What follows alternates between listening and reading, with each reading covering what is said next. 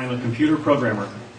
Mr. Curtis, are there programs that can be used to secretly fix elections? Yes, How do you know that to be the case? because in October of 2000, I wrote a prototype for President Congressman Tom Feeney at the company I worked for in Veto, Florida, that did just that.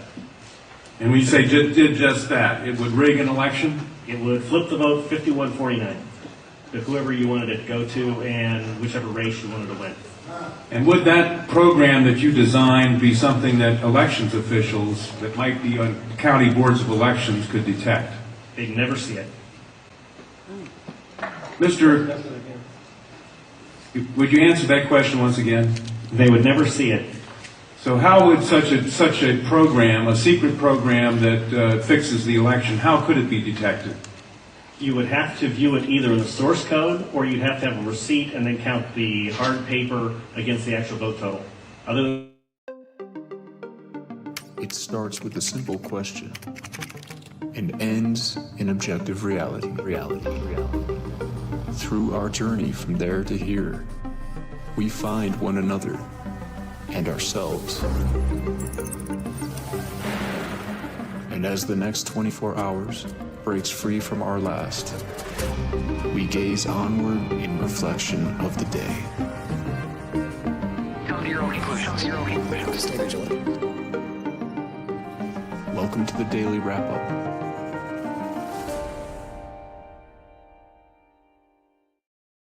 Thursday, June 4th, 2026. Thank you for joining me today. Not really going to get into that election conversation and the voting machine conversation today, but I figured I wanted to get that back in the conversation for, and I will shout out somebody like Craig Pasta's work that we've overlapped with many times. Craig Jardula is his name. And he, I believe his new channel is called Pasta to Go. He interviewed Clint Curtis a while back. And, some of the great work he does that he rarely gets, attention and credit for. The point, though, is that this is something that's, ongoing with the midterms conversation. But weirdly enough, at least in my kind of view, and that's probably because it's, somewhat a bubble and everything we do today, I'm not seeing a lot of that conversation. And I find that interesting. I'm hoping it's because more and more people are starting to recognize the fraudulent nature of our entire political voting structure. Now, you can argue whether it's completely broken, whether it's manipulated, whether, the varying degrees within that. It seems like every side of the paradigm has some kind of an argument when it's the other team doing it, why the system's broken and being cheated on. I think if you stand back, you'll clearly recognize that all sides are manipulating everything they possibly can to get their side to win, or rather their agenda in the moment, which is more accurate in the two-party illusion dynamic. But either way, it's such an important thing to think about, how you can have somebody testify with the evidence behind it that he was paid, or rather just, whatever the process was, is asked by Tom Feeney, and I'm sure there was more than just an ask, to do this. It was clearly discussed, it's outlined, and the point I always make. And it was much more valid at, 2000, like the decade following the year 2000 when that was done, but it still stands to this day. And the argument was that after that happened, guess what they didn't do? Change anything. They didn't stop the machine. They used and literally the best way to frame it is the next election, they used the exact same Diebold machines. And even for years to come, they used the same software. Now, a lot has changed technologically. But what's important is you'll see the same common threads, the same groups, the same we know some companies have changed hands, but what you'll find is the same common threads to the same broken system. And there's a lot of things to get into. Like I said, we're not going to talk about that today. But we're living through this interesting time where these very, very, central concepts in our society are being broken down. I find that to be a fantastic thing. I want the truth, even if it's uncomfortable. I'd like to believe that's what most people are dealing with today. And honestly, the truth is only uncomfortable because it's uncomfortable for the powerful. But on that note, just keep that in mind, as this is, one of the things we'll not even get into today, but as I'm going to briefly point to, is just, as always, there's a lot going on. I mean, I'll frame it this way. There's so much happening right now that is uncomfortable, not even just for Trump, but for the government, the entire power structure of this country. And right now, it seems they are flailing it about everything that you might care. That, let's put it this way. Anything that over the last decade, it seems you've jumped at. Let's just say you as society, or as the politically invested people in this country. whether that's voting machines, whether that's just the voting process, whether that's January 6th, elections being stolen, Muslims, foreign invasion, and none of these, I'm not saying any of these are unimportant, but nothing new has popped up today, yet all of these things are being forced back into your view by the system. And it makes me go, that's interesting. Why are they suddenly having new congressional discussions about, transgender stuff? And which, again, I think that's important. We've talked about it extensively. My point is not that it's not important, but there's nothing new that I can see to reinitiate this big focus, in my opinion, other than that they want you to dive back into this and be, absorbed into a conversation that is about just talking points as opposed to what's literally happening around you. And if you don't, any of the things I listed off right there, we've covered all of it. And I recommend you look into our work to recognize both why they're important, but also why you're being lied to about most of them by the partisan media. But today, other than that, and keeping in mind the manipulations that are breaking down, one of them being the fraudulent voting process, where the simple way I put it is your vote just does not translate to the outcome when it comes down to it. I argue it's been stolen entirely from us. Not that voting is not important in a representative system, but rather that we should start to recognize that we don't even need the governmental structure to exist. And I think that's an important kind of paradigm change that people are understanding today. But that's beyond a lot of people, I think, just because it's hard to break away from what we've been taught. But aside from the point today about this video, we're going to get into a few important things as well about the same kind of stuff, manipulations, but largely around three main topics, really. Free speech and the hypocrisy around that, and not even about Elon Musk, surprisingly enough. Well, we're going to talk about a continuation of the story we discussed yesterday about the National Defense Authorization Act, the many different examples of before, and a Senate intelligence piece of legislation that is basically creating the same problem, or rather the same fusing of the military the U.S. and Israeli military, militarily fusing them, except specifically when it comes to intelligence on the Senate side of it. But what I want to reiterate, which I didn't have space for in the title today, was that it is more so. This is not new, and that's really important, because this has been something that is, like I said yesterday, even if that 224 element of the NDAA gets removed, even if the Senate bill fails, we already see what's happening. It's already going on. And it's not like to say that would make it, that would make it clearly worse. The point, though, is that we need to recognize the problem is still there, even if these fail. And I hope they do. That'll simply show that we are aware of that's happening and pushing back to some degree, or at least enough to influence these profiteers in Congress to decide to join with our side. But recognize clearly that this is an ongoing problem. What we're going to discuss today is the Senate side of this, and not the one we pointed out yesterday. That one was also from the 119th Congress. It's simply just the 2025-2026 Senate part of this that had to do with the same kind of fusing. There's another bill coming out. Do you remember how many times over the years I've pointed to you guys to say, go look at just, congress.gov, look at all the different legislation that's being proposed, that's ongoing. And it's not hard. It's not always easy to get like an all-encompassing view. But take any large topic and just search for the keyword Israel. It'll blow your mind. How many things that have nothing to do, like very domestic concepts about, wolf migration patterns in Alaska that somehow get woven in with some Israeli interest. I'm not even making this stuff up. And it's very crazy how often it happens. This is only going to make it harder to see, and it's only going to make it harder to remove. And we'll get if you didn't see yesterday's show, we're going to go over most of it again in regard to those points I just made, but with the new information, just about how this is a sidestep.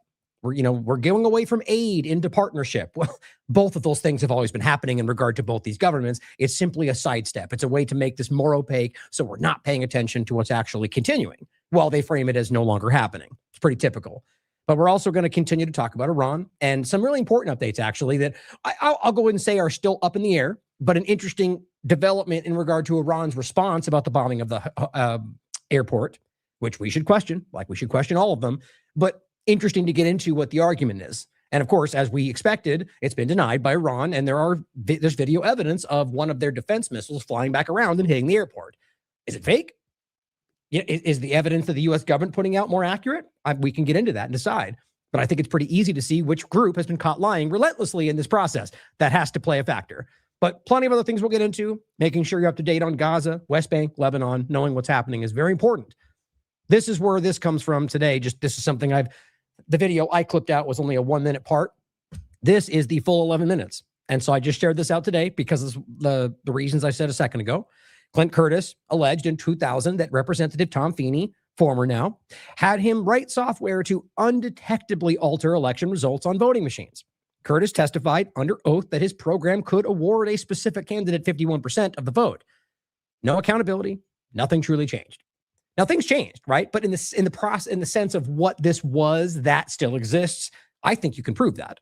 And it seems either side will make that argument when it's about the other side and never reflect on the fact that it's all up our government.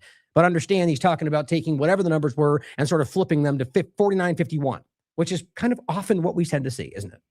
But bear that in mind. Now, a couple of quick points I wanted to highlight in regard to what I was saying about just flailing into the directions of anything else to talk about. One of the things we discussed already, which I do find to be important, is the idea of like the fake hate groups and the, ADL fake Nazi marches we've talked about over the years. One of the recent iterations of that has been the effort of the two-party illusion to sort of couch that in one group and blame it on the Democrats, despite all of the evidence that shows that's ridiculous. In this case, has to do with the Southern Poverty Law Center. It's an important story, but what you're getting is these partisans and Elon Musk, yup, and 100% thumbs up, bringing it up to all of his influence when all it really is the same story he shares from multiple perspectives, like this one, is the same story. And if you don't remember this,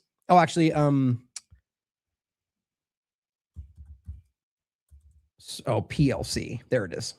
I want to make sure I got the article for you so you guys can read our coverage on it, because I'm not going to go in too deep.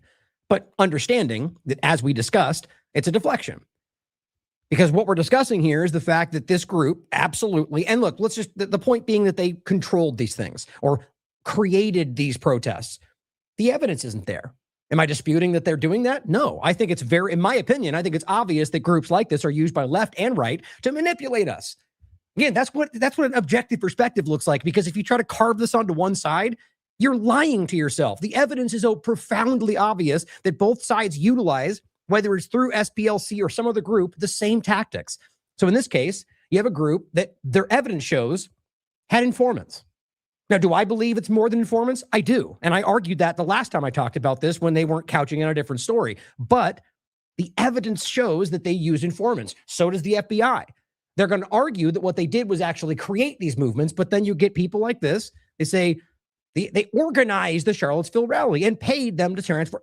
That's not what the evidence shows. That's what they're turning it into by saying that the people that they funded, who were their assets or their informants, or however you want to look at it, ultimately then went on to do this. Now, is it possible that yes. I argue it's probably more likely, but not just the Democrats responsible. But what's crazy is here we go again. For them going, look, a new thing. It's not new. Why are they reiterating the same policy? Because they want it to be talked about again. Now, I hope they're held accountable, frankly, whether or not it's only up one side, because all of the government is responsible in my mind. Here's another example where Tyler O'Neill says, read it. Justice Department just secured a superseding indictment against the Southern, and it reveals some new bombshells. No, not really. It's the same conversation. There is informants that they paid who are involved with many of these things. Now, I can prove to you many times over these groups are involved. Like I can show you the FBI has groups they work with that I argue aren't just informants, but in fact creating the thing they use to point to. I wouldn't deny that's happening here. But what I want to continue to highlight is we'll briefly point to people like John Bolton and the others, because there is a development on John Bolton, is that I think these are designed to be flimsy. There's so much more you could do with this. And ultimately what they're doing is aiming at something that will be denied as informants. Good luck making the case that they were choosing to create the thing they pretend they're stopping, when ultimately all they did was fund people into positions that then gave them information on why they were doing the things they said were wrong. Now, do not take this as support for anything. Not Elon Musk, not against Elon Musk, not about for SPLC or against it. I mean, in a sense, I am against it, to be quite honest, because I don't like the way that they manipulate people. But I want it to be taken as exactly what this looks like. A misrepresentation of what the information in this docket shows. It's simple as that. And it's what they keep doing. So if you want to watch this, and we also touched yesterday, by the way, on the cannabis reclassification deception, and it had to do with the hemp discussion from Trump, which is yet another failure for the fake Maha movement. This goes back to the original point. But we'll see how this goes. I just think it's important to see how much of this, and by the way, here it is. April 21st, 2026. That's when this came out. And somehow this is new things, or this is what they're linking to. The same one we showed you before, but somehow on June 3rd, it's now new information. Good luck not seeing through that if you're paying attention. Now, despite this, and I can show you 100,000 examples, all the different things we're dealing with, all the failures, all the impossible, like we're going to point to the free speech hypocrites right now, two of the main ones really that are being just standing out because of the failure he just had in front of a bunch of lefty, lefty, like people that are also wrong in their left-leaning opinions, but happen to be making Dave Rubin look like a moron because he doesn't understand basic facts that even they seem to grasp, but still are wrong in plenty of other left-leaning ways, people trapped in the partisanship. We'll go over that in a second. My point is the free speech discussion is, these people are hypocrites. And what we're seeing with all of this is they're utilizing the partisan dynamic to keep you trapped within this illusory, basically, like I keep saying, it's all flash, no substance. They're continually dumping what this is a play on some movie and dumping it out like it's somehow Trump doing well. But nobody's saying that. The reason I referenced the Rubin part is because in that discussion, they're simply going, he's failed at everything he's been trying to do. And in fact, if you look, that's what most Republicans are saying at this point. But yet you still get these people will stand there and act like Trump's winning and everything's going the way it's supposed to and the wars are over. I don't even know whether he actually thinks that. I honestly, I think there's a huge level of this, of people who have been kind of caught up in their own believed superiority, where they think that they got the right sources. I know the president. I got all the information. There's so much fake news. All those things are real and accurate, I guess, except for the fact that Trump also lies to you, or you take things at face value from the government, which is dumb all the time, no matter whose side you're on.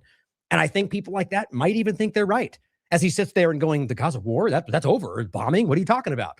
It's like, how is he possibly not seeing these things? Anyway, this point was Secretary Kennedy. This is today, guys, of everything that's happening. He says, thank you, POTUS, Trump, for 500 historic days of leadership. Together, we are confronting chronic disease. Are you kidding me? By putting prevention first? This is how we make America healthy again? Do you realize they don't even have that movement anymore? Nobody in that actual movement supports them because they failed in every single meaningful stance. Derek is working on an article to show you what they did with fluoride. They're now going back against the original ruling that happened under Biden's administration.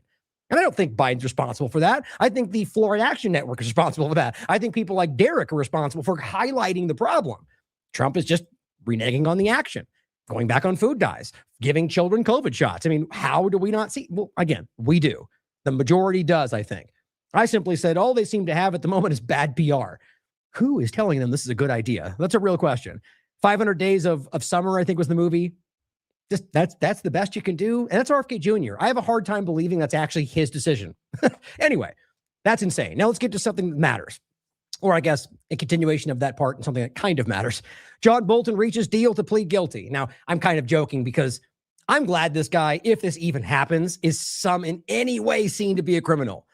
But do you realize how flimsy this is for two reasons? Before we even get into it, the idea that he's, first of all, the article saying he's reached a deal to plead guilty and that's going to happen. Well, how often that doesn't end up happening when you get stuff from the corporate media. But what we're dealing with here is a really flimsy discussion about him sending himself stuff that you could argue is classified. We're not going to get to see what it is, so who knows what level that really means. They classify any number of dumb things that he sent to himself and then had on a server that he was writing, and then he was writing a book. And those things, by the way, came out in the book. Now, what I'm saying I don't know is that we don't know what things they're griping about, as far as I can tell. They say that there are things in there that are classified, and I guess you can read the book and find out, but they're public now. And they're saying that he's being held accountable for that. So let's just say they hold him accountable for that. Well, at best, you're going to get a fine, maybe some jail time, which I'm almost going to guarantee won't happen. This is John Bolton we're talking about. All the things Trump has yelled about, which, by the way, are more than this. Why aren't those things being charged? But on top of that, realize this guy's a monster. This is an old school neocon authoritarian. He's been around he's been around for so long, trying to get Venezuela overthrown, trying to get Iran overthrown. He's been great. And here he is being charged with some flimsy thing that will give him a slap on the wrist. You don't find that to be insulting? Or James Comey, which won't happen, or Letitia James, by the way, that has been tried 3 times and they keep failing because they aren't trying to go after them. There's plenty of evidence. These people are criminals, guys. That's the reality of the two-party illusion. So here's the article. John Bolton reaches deal to plead guilty over classified information. John Bolton, a national security advisor to Trump in his first term, has reached a tentative deal with prosecutors to plead guilty to mishandling classified information when he compiled notes for a book that was harshly critical of the president, according to 2 people familiar with the matter.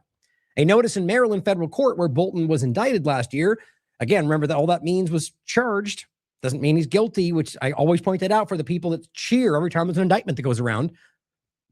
It says indicates indicates he is now scheduled for a rearraignment, a hearing that can signal a planned guilty plea. The hearing is set for June 26. So I guess we'll have to wait and see. Something tells me it won't even actually happen. Call me crazy. But under the terms of the plea deal, which still requires approval from a judge, which also is another asterisk there where a judge just goes, never mind, I don't agree with this, or they can do that. And maybe that's the plan. I mean, who knows? John Bolton plans to plead guilty to a single count of illegal retention of classified information and pay a fine, facing anywhere from no prison time to 5 years of incarceration when he is sentenced, according to the people familiar with the negotiations who spoke on a condition of anonymity because they were not authorized to discuss them. Gotta love how the system works. If Mr. Bolton had gone to trial and lost, he could have faced decades in prison. Are you of the mind that this judge is going to hold John Bolton accountable for this? Do you think the judge who decides ultimately what the charge is going to put this man in prison for something that people have been slapping the wrist for, that Trump and Clinton and half of each of their families are guilty of? I don't. And that's not even about whether he should. It's about the fact that this person is so much more a criminal than this little tiny thing they're trying to put on him. And I'm not trying to diminish the importance, let's say, of, being able to secret away classified information. There's a realm in which that's a huge deal. I don't think that's this. Frankly, if it's in his book and there's no issue, I think we know it's not this. The plea would provide President Trump perhaps his most significant victory. Think about that for a second. That's his most significant victory, if it happens, in his campaign to prosecute his perceived enemies, which, by the way, was somebody who he put in his administration in his first term. That's funny. Which so far has largely floundered, I guess, once cases hit the courts. Foundered? No, I'm pretty sure they meant floundered. Who knows? But the case against Mr. Bolton, who has emerged as a persistent critic of Mr. Trump since leaving his administration in 2019, was always different from the others that Mr. Trump has pushed the Justice Department to prosecute. The investigation into him was also pursued and gained momentum under the Biden administration. Isn't that interesting? When U.S. intelligence agencies gathered what former officials have described as troubling evidence. Wait. So the Biden administration gathered this evidence and Trump is now using it to slap Bolton on the wrist? Yeah, I think that's relevant. The original 18-count indictment against Mr. Bolton accused him of using personal email and a messaging app to share more than 1,000 pages of notes, which included national defense information, with 2 family members who did not have security clearances. Just a quick jump ahead we'll come back to. Where was that? Is it all the way down here? Yeah. Do you remember when Walls got caught using a telemessage app, which was quite literally an Israeli intelligence created app that was for archiving signal messages, and he was using that in the inner circle of the White House? And of course, the media made it about a Signalgate app or Signalgate conversation. It wasn't Signal, it was telemessage. Look it up. And it was clearly an Israeli intelligence app that is archiving information from their internal security signal. And that's not enough? That's not something to get somebody? No. As Israel is allowed to look at all of our private and classified information. This isn't apparently, here's the thing. John Bolton, either this is about making it look like there's accountability and this guy's never going to be held accountable at all, or he said something that irritated Trump and Trump is a child, and so he decided to use evidence that Biden collected to go after somebody who he had on his first term. That's just embarrassing, I think. But overall, I still stand by the fact that whether Trump is mad at him or not, it's not going to go anywhere. Not that it should. And it's Mr. Bolton's wife and daughter, apparently. The relatives were, so what that is important to see is that he sent this to himself, or ultimately to a notes that included basically with 2 family members, or at least had access to, that ultimately ended up being his wife and his daughter. I'm not trying to diminish that this person's a criminal, but understand this feels like I get the sense this is going to be almost laughed about when it comes to what the court does. The indictment charged that as he wrote notes for his book in 2020, quote, the room where it happened. Mr. Bolton indicated that he knew he was describing carefully guarded government secrets. I just don't even believe that. One entry by Mr. Bolton began, the intel briefer said, while another read, while in the situation room, I learned. Well, guess what? Now you can read the rest of those sentences and find out what the hell they didn't want you to see. The Trump administration fought unsuccessfully to prevent the publication of Mr. Bolton's book. The criminal investigation ultimately focused not on what was in the manuscript, but what Mr. Bolton had written in his private notes. Oh, great. So now we have something that we don't get to see. Some private note that never made into the book, that never technically get anywhere than Bolton. I mean, this seems silly to me. Am I crazy? Does this feel like a bunch of nonsense when this guy's a war criminal who's murdered children, you could go down the list of all of them. Yeah, but let's slap him on the wrist for some private notes that might not even exist. I get the sense, like all the rest of them, if you have if you've been seeing the track record, that this is meant to go nowhere. Or at the very least, go, hey, Bolton, here's a fine. Give us $100,000 and we'll go away. Like that's justice. Well, Trump housing official seeks new DOJ prosecution of Letitia James. Yeah, in case you don't know, the Trump administration official made 2 criminal referrals Wednesday against New York Attorney General Letitia James months after the Department of Justice failed for a 3rd time in its efforts to prosecute this person. Why? There's only a couple ways to look at this. And you know what? They're not even the ones saying these are politicized judges, even though they all are, in my opinion, because most of them were not. Most of them were people that were on there. So the reality here is that we're talking about either a case that has nothing to back it up, which is how you saw the first one. That's why the people quit. They're making them put forward cases that they know are going to fail. And if you have any integrity, you're going to go, I'm not doing that. That's going to make me look stupid. I'm not doing that because Trump says. And so they got someone else in the place. My point is that either has no evidence or they're trying not to go after these people. You can decide, but that's where we are. So on the other point of the kind of deflection, distraction, nonsense part of this, in a jaw-dropping announcement, this person reports, President Trump disclosed that George Soros and Reid Hoffman are funding Antifa and the left-wing violence against ICE. Trump vows to launch a RICO investigation into George Soros. He stated they're going to have some problems. How about probably not at all? But what's funny to me, first of all, is that, yeah, as Besant is standing right next to him, who's literally tied to George Soros, and a lot of different points you could make. Overall, we're talking about people like Reid Hoffman, by the way, that has been, the idea, first of all, not to go into all of the interconnected points of naming those 2 people as if that's anybody he will ultimately go after, and claiming that they're funding Antifa, which is, by the way, a group that they've never defined, never been able to identify a location, a leader, a group of organization. It's just an ambiguous idea, which I argue is very much manipulated by the government for both sides of them against all of the people, just like the left and right always do. You can disagree with that. The point is that they're continuing to point at a group, a nebulous idea that they apply to anyone they disagree with. Yep, just like the left, guys. Surprise, surprise, do the same thing. The point, though, I don't think it's going to go anywhere regardless. As this person points out, again, President Trump and his cabinet, as well as the Department of Justice, know about this, if you agree with it, and nothing will be done. So the same point applies. Even if you 100% agree, the same thing is always the right. We'll do something then. Please arrest somebody. Anybody. Go ahead, Trump. We're waiting. Go ahead, Kash Patel. Go after anybody. So, of course, the point is always of them dumping out a bunch of numbers, half of which came from the Biden administration, half of which didn't technically happen, some of which aren't even what they claim they are. Just like the Doge experience. It's the same stuff going on. But the point is not about arresting people for crimes. The point is about the ones you promised you would go after, right? The actions you swore were going to happen. And so I'm not even suggesting that half of the things he said were something that should happen. What I'm saying is, if you're looking at this from an accountability perspective, they have not gone after anybody they claimed. No one's been arrested for the Epstein files. None of the people that Jones and all the rest swore were going down, the Obamas, the Comeys, the rest. So how do you not look at these groups like people that are trying to keep you flipping, in the hamster wheel, running in place, hoping that it's all going to come down until it's too late to look back? Well, here, by the way, is the J.D. Vance version of Doge, which, by the way, is also embarrassing. Trump administration's full-scale war on fraud. Well, yeah, there's a lot of stuff being yelled about. There's a lot of indictments and a lot of stuff being investigated, as far as I can tell. Please feel free to double-check this. One person has pled guilty. After all of this stuff they're pointing to, and this is not even all of it, one person that I can tell, and I'm looking at this today, the Department of Justice secured a guilty plea from a California fraudster accused of submitting $270 million in false reimbursements. Great. It's a person who defrauded the government. Well, that's good. Get arrested. But you should also arrest yourselves for defrauding us every single day. The point is not about arresting individuals, but about actually being accountable, guys. They're not going after everybody who's fraudulent. Juan Orlando Hernandez or people that they completely, and that's not even a good example since it's not the United States, tons of people that they pardoned who are objective criminals.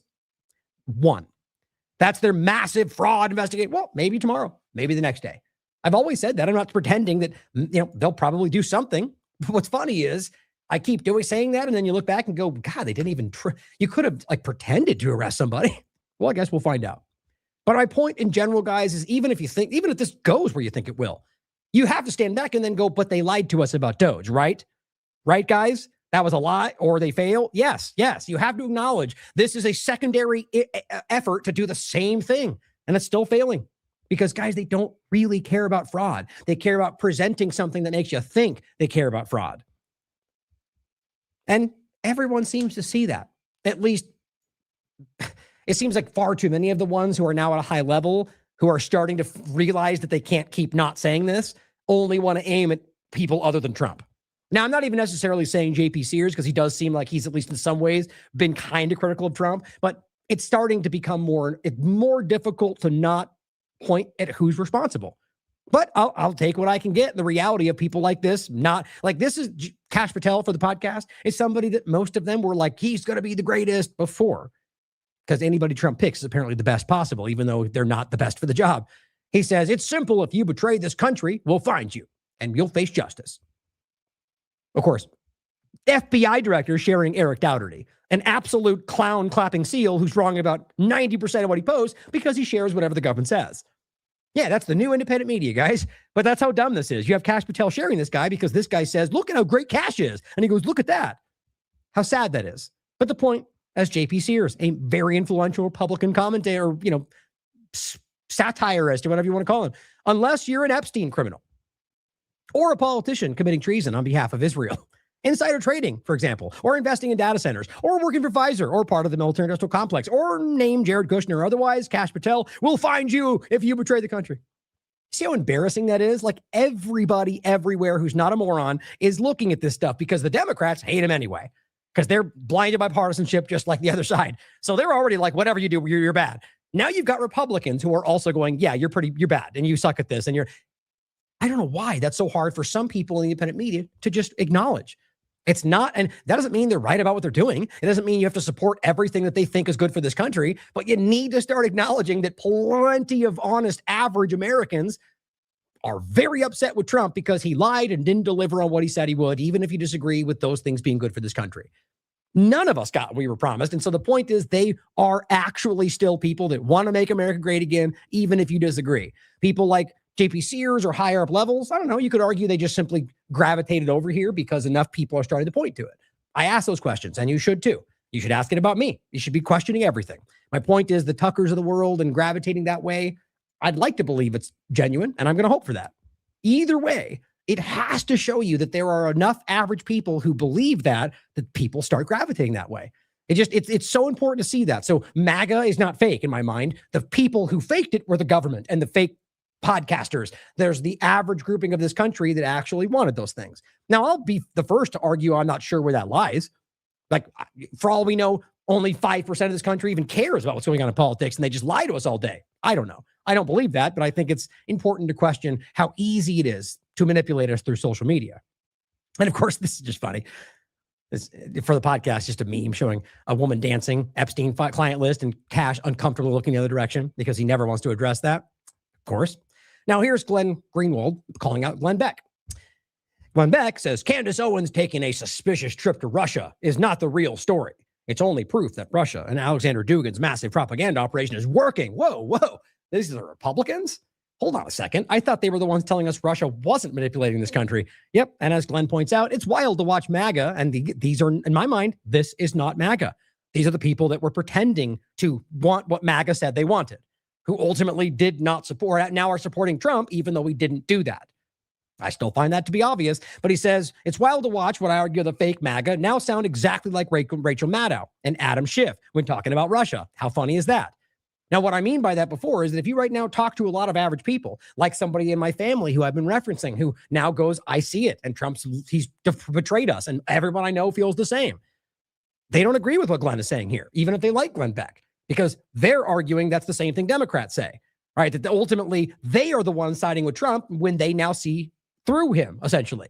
Now, who's to say what percentage that is? But wouldn't you argue the people who are now seeing through him, who wanted what he originally promised, that they are still MAGA or whatever that would represent? I would. Now, he says, Russian civilization has produced remarkable works of literature, science, religion, architecture, politics. It's fascinating to visit. Talking to Russians is not sinister. Yeah, obviously. But this person says, funny enough, clearly on the kind of Republican side of this, arguing Glenn is wrong. You're ignoring that Glenn Beck said that her trip to Russia is not the issue. No, it's not wrong to talk to Russians if you're inclined to do so, but not to recognize that Russia is working hard to undermine the West through insidious propaganda and media manipulation is a mistake. Well, I guarantee they are, just like every government in the world is probably doing something like that to other countries. That shouldn't be ignored. But the point is not that it's happening. As I've always said, even during the Russiagate thing, calling Russiagate a lie, you still had to point out that it's probably easy to see that Russia is doing something in some degree, like they're all doing, to manipulate perception in the benefit of their government. The point is that you have Republicans who were saying that was ridiculous when it applied to Russia and Trump, who are now going, Russia is infiltrating people on the right podcaster side. It's humorous. I see what Glenn is saying. And he says, yes, that was the core Democrat Party and media claim underlying Russiagate. Exactly what you're now saying. Here is Glenn making fun of halal flow, but specifically Ben Shapiro. And this is my point about the Glenn Beck, Ben Shapiro, Dave Rubin, and all the rest that we've talked about. This massive group of people who pretended to fight for free speech when plenty of Americans, left and right, actually believed in free speech and still do. But now, as we've been seeing throughout the October 7th forward conversation, they're showing themselves to be exactly what we thought they were. And as he says, the fraudulent, dying Israel First media company, this company here, and its figurehead, Ben Shapiro, deceived their audience by branding as principally devoted to free speech and debate, which would mean you stand up for those things regardless of who is saying it and what they're saying. It doesn't matter. I'll defend Laura Loomer's right to stand up and scream the most vile thing she can think up, which she does every day, because that's free speech. But I also will call her exactly what I think she is and highlight why and show other people how to see it. That's what free speech is. It's absolute, guys. There is no line. There is no fire in a theater if you understand the reality of what that means. As always, we can debate as a country if we think there should be lines. But if you believe there should be lines of any kind, then you're arguing for limited speech. Just be honest about that. And I'm not even saying it's wrong. Maybe that's where we should go. I disagree. But they, of course, favored censorship of Israel critics, and it's good that they're now explicitly admitting it. Where he says Michael Knowles openly argues that Hassan Piker should be censored. Literally, censored. That's what he said. And kept out of civilized countries. Should be in prison. Yeah, really about free speech, aren't they? Now, let's get into this quickly about both Dave Rubin and Ben Shapiro. Why? Because these two people were literally doing a campus rotation about why free speech was important. Like all during the woke conversation, right? Now they're the woke side of the right. That's what it really means. The same kind of censorship, free hate speech, censorship-driven hate speech dynamic. And so they were going around going, as Ben would famously say, facts don't care about your feelings. And I'm going to show you some good examples. And here they are now acting like they're still consistent, saying, you're not allowed to say those things about Israel. And it's just hard to watch. But if you haven't seen it yet, it's important to recognize. Here's Dave Rubin today, June 4th anyway, saying, denaturalize and deport. Okay, first of all, as you know, this is Rashida Tlaib, is a member of Congress, an American, and says, Rashida Tlaib calls for supporters to mobilize across the country and seize the power and fight back. Yeah, very classic statements made by politically motivated people to mean take the political power back. Of course, she could mean violence, but that's like saying the seashells meant death when they could mean getting out of the political field. It's dumb, guys, for you to start making these arguments, because what it means is you're now trying to decide lines when it comes to speech. My argument's the same. I don't care what she says. It's speech. We used to believe that. Now, you can argue in a world where all national security and you're not allowed to say Trump, bad things against the press.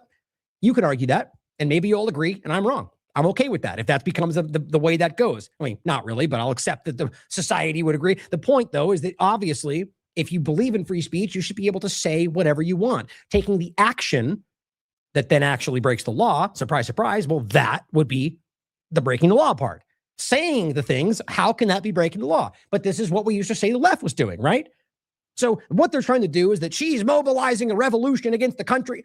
Well, what's funny about that, first of all, is that's actually protected by the Constitution. So hilarious to me that the idea that Americans could mobilize, which now they're framing that, the idea of changing, what is the statement? That should this government act against its own interest, paraphrasing, that you have the right to alter or abolish it. That's literally in there. Well, of course, that's not what they think today, because they want to control and protect their power over you. If you came out and say, well, I don't care if 100% of the country voted that you guys need to be removed, they wouldn't be removed. And I think we all know that. That speaks for itself. What he's doing here, no matter what you think about what she's saying, is a contradiction of what he's always said. Not only, first of all, that you should censor her, which goes without saying, that's what he's pointing to, but then on top of that, that you should denaturalize her, but there's no legal standing for that, no matter what, in this context. Saying things no matter what as a citizen, there's nothing you can do. That there's very fringe examples about when that's applied. None of it has to do with speech. And deport. So now you're talking about denaturalizing an American citizen in order to deport them. Think about how far that is from this clown walking around saying that free speech is paramount and the facts don't care about your feelings.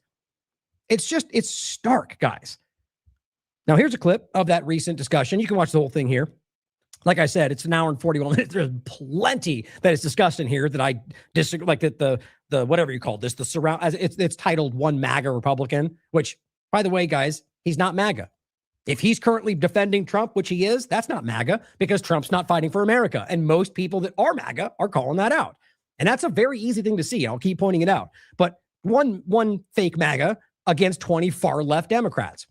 So if you watch this, there's somebody that's a trans person arguing things that I flatly disagree with. The point is, it's not about taking all of their side against him, but it's about highlighting Dave Rubin's hypocrisy about specific issues. So feel free to watch it. It's entertaining in some parts, but it's hard to watch in others for both sides' reasons.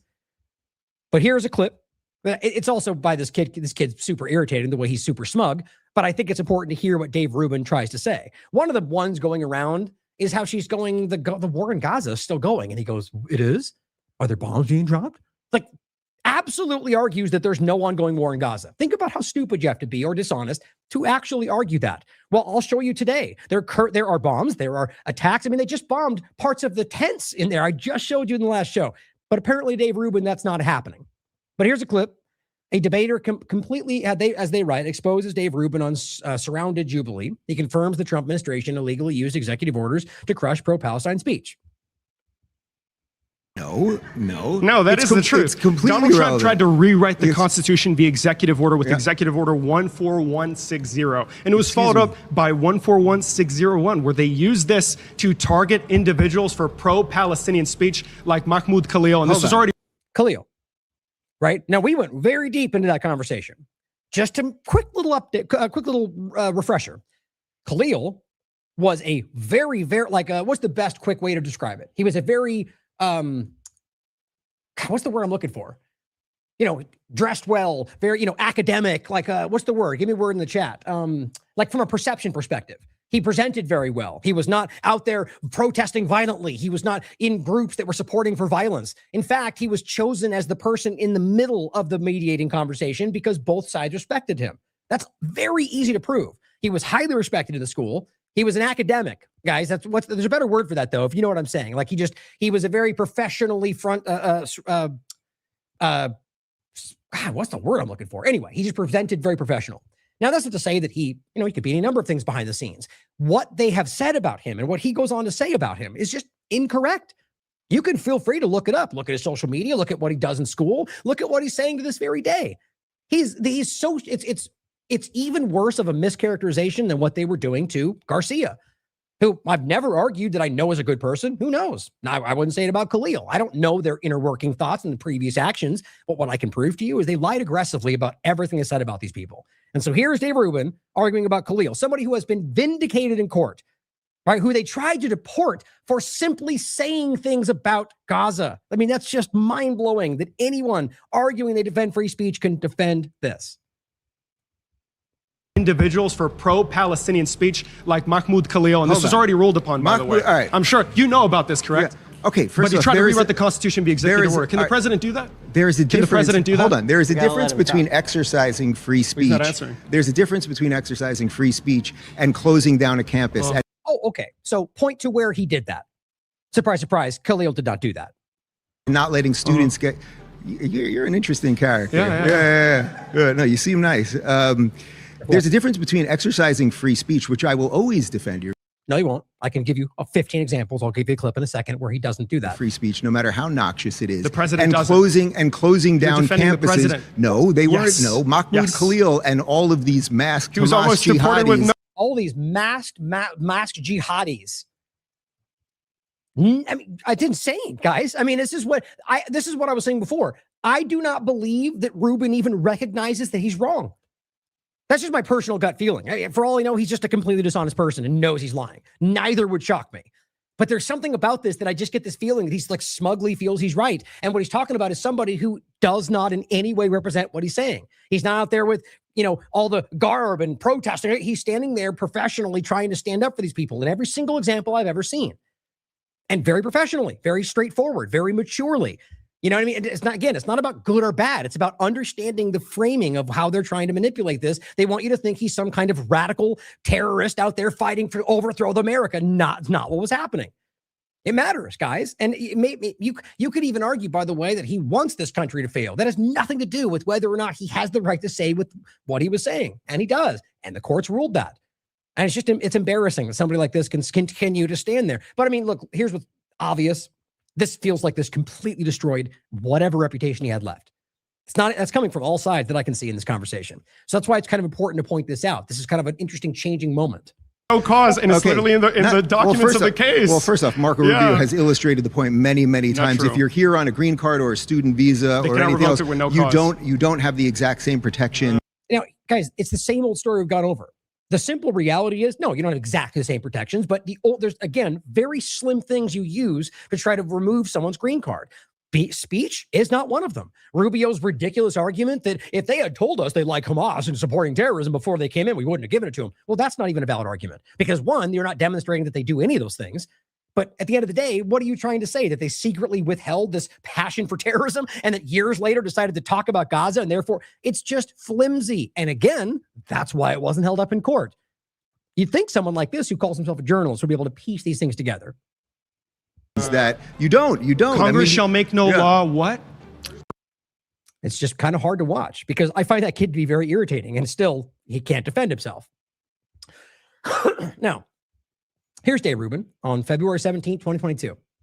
Post Millennial says, police move through the peaceful freedom protest in Ottawa, handing out notices to leave. And he says, peaceful protest now illegal in Canada. Wonder what happens in a society which doesn't allow its citizens to congregate and air their grievances freely. Now, for those that want to constantly argue that everything ever around Gaza is always violent, you're lying. It's not true. And it's easy to prove. But sure, there are violent protests in any category of any kind, this one included. But does that mean then immediately that no other protest is ever allowed to take place around that conversation? Well, apply that to trucker convoys or anything else you want to argue. They too were manipulated. They too were framed as, look at them Nazis with their flag. You mean that guy you ran out in the middle of the group? That's how that would work. So if you can apply the logic on your side, look at it the other way around and realize that there's plenty of objectively obvious peaceful protests of people standing out there saying this is against the law. And they call them terrorists, Rubin himself. So in this case, this is back in 2022 when he was pretending to believe in free speech. And he's simply going, how dare you not allow them to protest about their ideas? Well, here he is citing this criminal, Hanania Naftali, the guy who got caught in right in the beginning of the post-October 7th discussion, lying. It was the first discussion of the missile that I think was about hitting that first hospital. Remember, I think it was the Ali hospital, and he came out with the argument that was the lie. And then the Israeli government said the opposite, then he deleted it and changed his argument. Now realize he is basically part of the massive propaganda network on this platform. He says, breaking, France just banned pro-Palestine protests, not violent, not ones that were happening, just protests that were pro-Palestinian. That's it. Ban them before they even happen. Try to reconcile that with what he just said in 2022. Not banned violent protests, banned any pro-Palestinian protests before they even take place. Dave Rubin says, maybe the West has a chance. That's just basic textbook hypocrisy, guys. And it's important to call it out. Right? I mean, in any case, if you feel I'm doing something that is hypocritical to what I've always said, I hope you'll call me out. Because, look, I would even argue that this happens to people sometimes. We're talking about a million different things. And one day you make an argument, you're talking, especially when you do kind of the shows we do, that you're off the cuff. You're talking about something new and a new idea pops in your head and you kind of work it together. And who knows, maybe something you said 10 years ago challenges that. I don't think I've ever done that. I think my consistency is pretty clear. But if I do, I want you to call me out. I want to be aware of it so that I can address it. Because I would argue anybody honest would want that. Because even somebody who is honest, I would even say on top of that, somebody who actually cares about the truth might still not want to address it because they just are too caught up in their own kind of perception of themselves.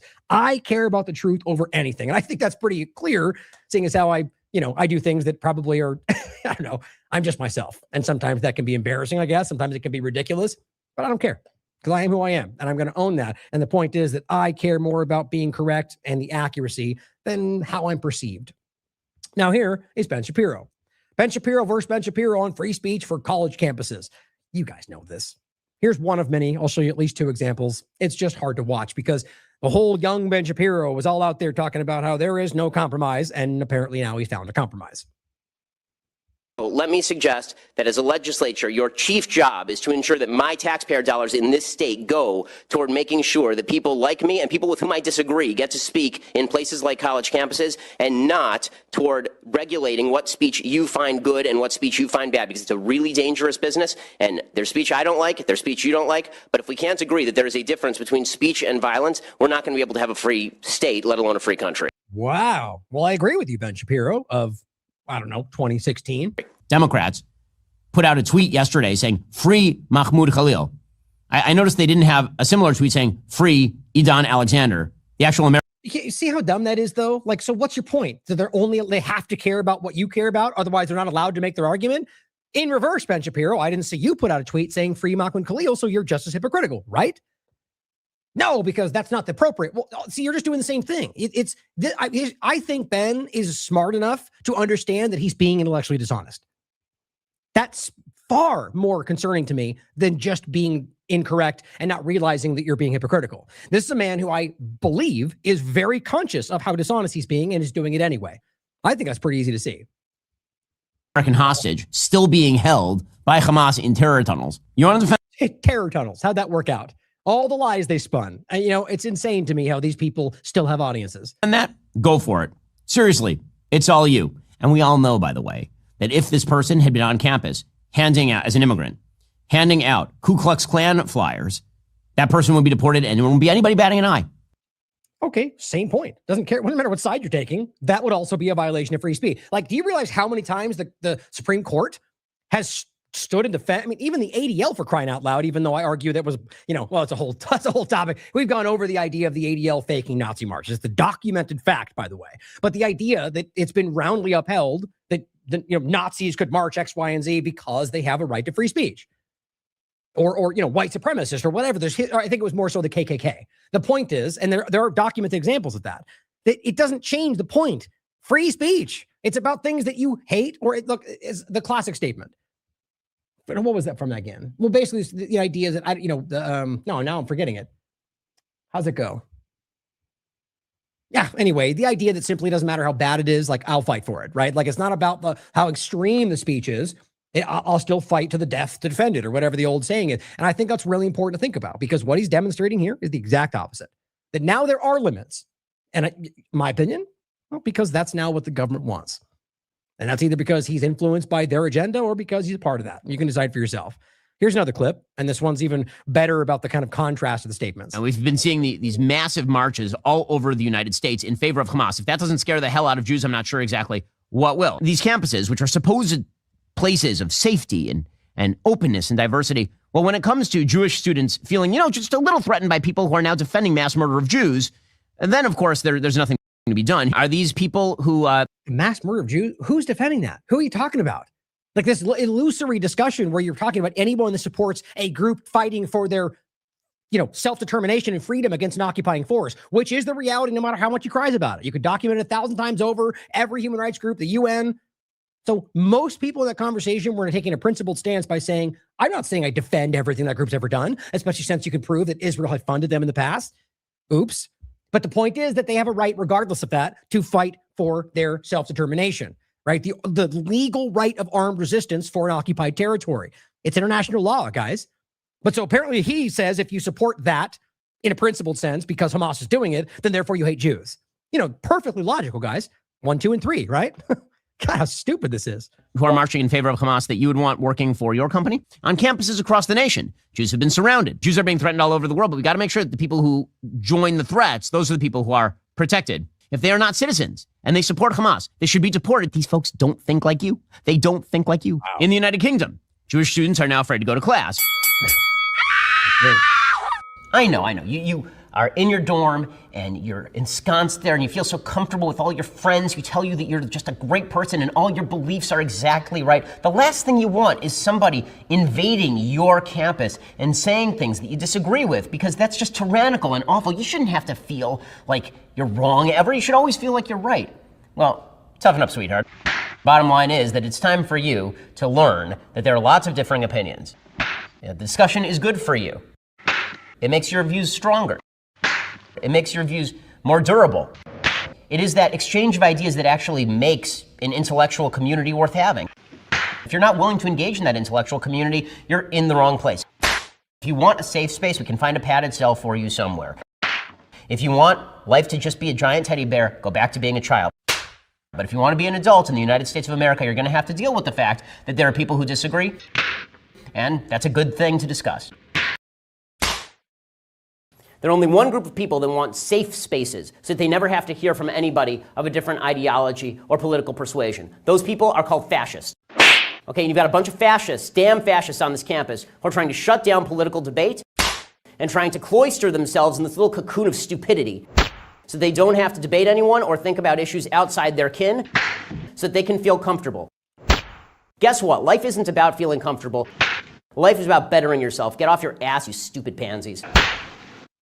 You got knocked up. Oh, excuse me. I forgot that was there. But, I mean, how do you ignore something like that? Excuse me for the cursing part of that clip. I forgot that was there. It is a family-friendly show. It's just so objectively clear, guys. I mean, these are the statements don't apply to only certain topics. So, do you believe he doesn't realize what he's doing? I find that impossible to believe. Now, you could argue that he's evolved his opinion. That's fair. Like, that does happen. That's not what he's saying, though. None of them have argued they suddenly believe in limited speech. So that's what the important part is. It's bigger. It is a large deception. And my gut tells me it's because these people are caught up in what this larger agenda is. You know, they're part of this apparatus at this point. And I'm not saying they're willingly aware of that, or, some of them may be. I'm not defining that. I never will, because I'm not going to say I can prove any of that. The point is that I think this media thing today, independent new media, I think most of this is in large way disingenuous. And I think a large part of what I would say is disingenuous don't even realize that they're being played. That's how I would look at that. So I'm never going to argue that I know this is a shill or it's just wasting your time. It's about content, facts, verification, due diligence. People who say it matter, but if you do your due diligence on the information, it's ultimately irrelevant, guys. You can find it for yourself. But as Derek points out, those of us actually trying to do that, you're now being called a shill by the very government and the right who told you they were fighting the deep state. New talking points have arrived. Anyone who is opposing U.S. foreign intervention must be funded by foreign operatives as part of influencer psyops. Pay no attention to the AIPAC-funded Luna, who's what she is here. She's been at op since the beginning, he says. Semi-attractive Latina goes on Rogan to talk about aliens and sounds hip, and cool when shoveling the same establishment BS down your throat. Point is, she's saying, confirm that we've all suspected foreign governments are actively using disinformation campaigns and influencer psyops to undermine our foreign influence. So what they're really saying is everyone does that. We do it more than anyone in the world. So why not use that narrative to shut down people who are calling out that we're doing those things around the world? I don't think they actually care, like in the sense of like us. Like, let's put it this way. In the sense, if there's a podcaster out there or whatever else, and somebody is being like paid, like, I mean, I don't know. It's hard to say. What I was going to say is that I don't think the government would truly care if like Russia is funding a podcaster who's saying certain things. At a core point, I think it's more about the actual kinetic action in a sense. But my point is, I take it back only because I do know that there's, an intelligence dynamic where they would care if it was more like somebody with clearance, higher level. But an average podcaster on YouTube, that's what I'm trying to say. Think about that. Do you really think that they care? I mean, it's hard to say. I could be wrong. My point wasn't even about that, but rather that at a higher level, this is about them pretending to care about it, which is why I was saying that, and using the narrative to go after people who aren't doing that. People who are calling out accurate points about why what they're doing is wrong. And simply going, don't listen to Ryan and Derek. They're being funded by China or Iran or Russia or whatever it is. Aside from the easily verifiable reality that both of us are entirely people funded. That's it. That's why we do that, by the way. And that's what we were just talking about yesterday. But anyway, I mean, as much as I kind of waffle that point, it's worth thinking about. Do you think they truly care if this is something like even bigger, like the fact that like Israel, for example? That's actually the better way to look at it. We can all see that Israel is funding propagandists that are doing things that are very much against even Trump's agenda. They don't do anything about that. Now, maybe it was more of a adversary. They are adversarial, but like a perceived adversarial nation, maybe they would. But I don't know. It's worth thinking about, because I'm more of the mind that it comes down to something bigger than that. And here we are. They're trying to turn this against the honest people in the conversation to stop us from calling out what they're doing. And look, they call them left-wing radical loons. They must be a part of Antifa, right? It's not even about that, guys, because most of the people that are actually part of that apparatus are on the side of the government, in my opinion, whether they know it or not. So this is about using these arguments to go after people who are actually breaking down the information. And let's continue to demonstrate why. In our show yesterday, the new National Defense Authorization Act, and this is what I should have added today if I had space, further integrates U.S. and Israeli militaries, and the ongoing Axios-Iran war deception, which is just this catastrophically stupid thing. They just continually lie and even the last one of them cussing each other out appears to be completely false. Like we discussed yesterday, appears that they were angry about their inconsistent social media posts and not at all about the fact that he was going, you lunatic. That's Axios lying for Israel and the U.S. agenda like it's been doing the entire time, and we're still where we are before. But before we get to a couple points on Iran, it's important to add the Senate, I forget the name off the top of my head, it's right here, the Intelligence Authorization Act for fiscal year 2027, also the 119th Congress. Now, this is Wired Magazine was talking about this, or at least Daniel from Wired Magazine. Buried within the Senate Intelligence Authorization Act, and we'll show you, is a provision to increase intelligence sharing with Israel and impede the president's ability, or rather anybody's ability, to stop it in the future. That's what it is. Now, I really want to reiterate that most of this stuff is only a growth of the problem, not a new thing. So if it's stopped, the problem still exists. This is sort of like, when they propose legislation to like reestablish the motto of the country. It's like you could find like 17 versions of that over the last 20 years. It's about the point of it, not necessarily that it's changing anything. Now, this is a big deal and it does change things. But my point in saying that is this is a continuation of it and it's only getting bigger. And part of me worries this is all about stopping this so people think it's not happening at all. And I would say 10%, not where I'm leaning, but there is a consideration there. So watch this show if you want to catch up on the parts from yesterday, but we'll briefly go over most of it now. This is the HR 8800 National Defense Authorization Act for fiscal year 2027. Now, we went over this yesterday. It's 224. I think I can just grab it real quick. I'm not going to read it all again today. Oh, wait, no, I'll do this one. Hold on.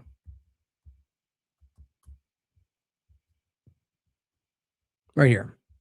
United States-Israel Defense Technology Cooperation Initiative. So it says technology, but it goes quite beyond that.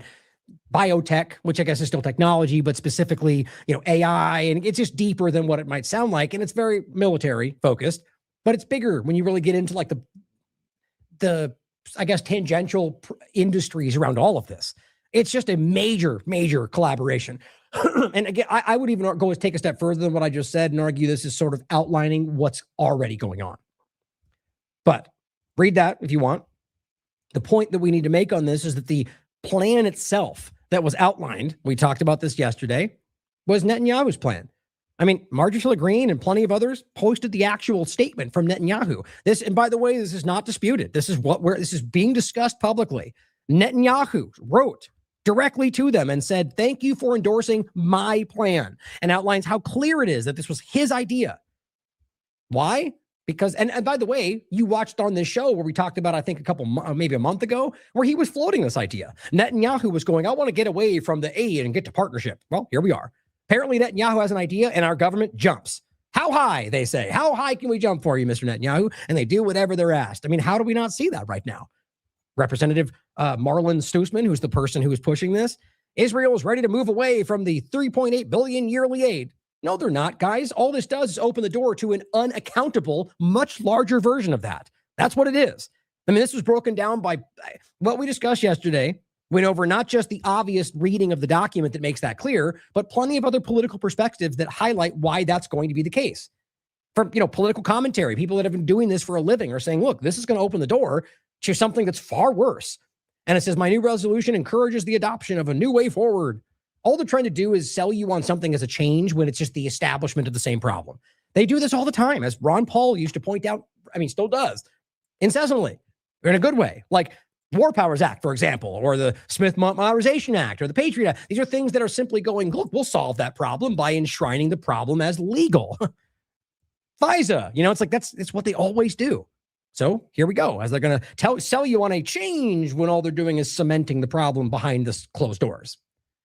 Now, as we talked about yesterday, this is also the 119th Congress, but this is a different one, guys. This is the United States Israel Defense Partnership Act of 2025. So the new one is simply the Intelligence Authorization Act of Fiscal 2027.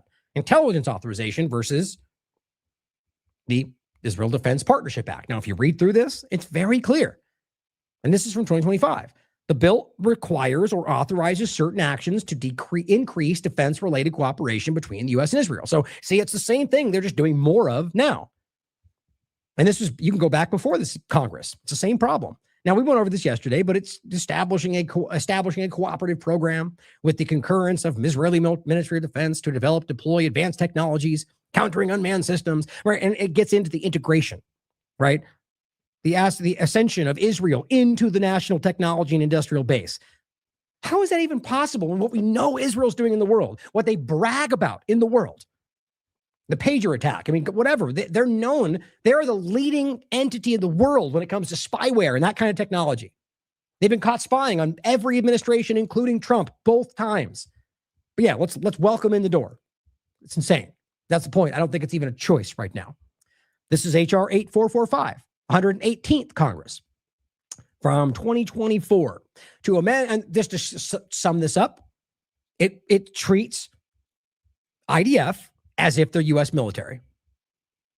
And it's literally what it says. Specifically, the bill requires the service of such citizens to be regarded in the same manner as the service in the U.S. military, the IDF. So what we're talking about, Israeli Defense Forces. Yeah, you might not care. Oh, well, there's an overlap. Our greatest partner. Well, one step at a time, they have already been doing this. That's what I hope people see. Whoever it is, the show out there allowed to get all the reach and discussions and invited all the show. You talk about this. Get everyone to see it. That's all we really care about. So the point continuing is that Wired highlights this new discussion from Section 622. So let's go over that. It's Senate Bill 4615, Intelligence Authorization Act for fiscal year 2027. Now, there's, as always, plenty in here you should care about. There's a lot to read, and it's all a bunch of, kind of legalese, nonsensical writing as usual, and it's hard. They had 9, as Corbett's always pointed out, each one of them reference back to some old document within that reference back to an old amendment. And if you really want to understand it, you have to read through the old it's deliberately like that. Oh, maybe it refreshed on me. Let me see. Oh, here it is. Okay. United States, Israel Intelligence Sharing Enhancement. See? It's an enhancement. It's not new.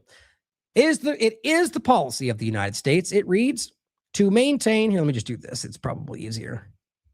No, that's fuzzy. To maintain and strengthen the strategic security partnership with Israel as a means of advancing the national defense of the United States, regional stability, and the protection of the United States personnel and in the Middle East. Okay, so explain for me why any of that makes sense with a group who has done none of that. Right? What you're further fusing with a group who has hurt the national defense of the U.S. government and the people, by the way, who has objectively, in an obvious, verifiable way, hurt regional stability, hurt the protection of the United States and personnel within it. But you see, they don't care about that because they don't care about you. At the end of the day, you can keep seeing every one of these wars, the Americans that have been killed so far in the war that Trump said wouldn't happen, in the war they said wouldn't kill Americans, in the war they said Israel be helping. Nope. Netanyahu said in the beginning, it's your war. It's U.S. war, while he dictates the actions and puts American lives at risk. And now you've got Democrats saying, well, Americans have died. We can't just leave. And there you go. Every single time that happens. The mission creep of it all. We got to get their uranium because Americans have died. Now, so now you're using the people that you put there to kill, that you told us weren't going to happen, to justify why it has to keep going. That's always what happens. And it's left and right. We'll come back to that in a second. My point here, guys, is none of this adds up with what the reality is. To enhance intelligence collaboration through robust intelligence sharing and analytic partnership with Israel. So what this amounts to is what they've always been stealing and infiltrating. Now they just get handed. with Israel to counter terrorism, proliferation networks, cyber threats, which are usually them, it seems, and state and non-state aggressors, terror financing, sanction evasion, and other transnational security challenges that threaten both Israel and the United States. To deter and counter destabilizing activities by the government of Iran. And of course, I forgot to tell you, this is written by Tom Cotton. That probably will show you why it's so obvious. So again, it says the policy of the United States is to deter and counter the destabilizing activities of Iran and Iran-aligned state and non-state actors that threaten Israel and the United States. So you're literally enshrining in a bill about collaboration with Israel that we just have to fight Iran. Don't you find that strange? Why would you have to write down that it's our policy to stop Iran from being? That's it. It's crazy, guys. It's crazy. It's belligerent. To ensure that security assistance and defense cooperation are structured to help Israel maintain its qualitative military edge, consistent with U.S. law. Oh, wait, did I miss the part where it said both? Is that funny? To ensure, it is our policy to ensure that this assistance is structured to help Israel maintain its edge. That's it. So I'm sure glad the U.S. government is making this happen so we can help Israel maintain what it needs. Is that America first? Clearly, according to the fake MAGA movement. And it says to encourage and support expansion of regional security architectures that include Israel, a focus on integrated air and defense missile, maritime security, early warning systems, and intelligence sharing frameworks, an expansion of regional security architects that include Israel.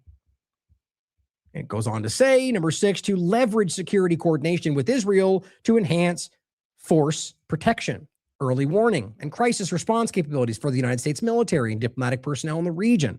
In the sense of Congress, it is the sense of Congress that, and this is what Tom Cotton is arguing, which they all seem to back up every time, no matter what they say publicly.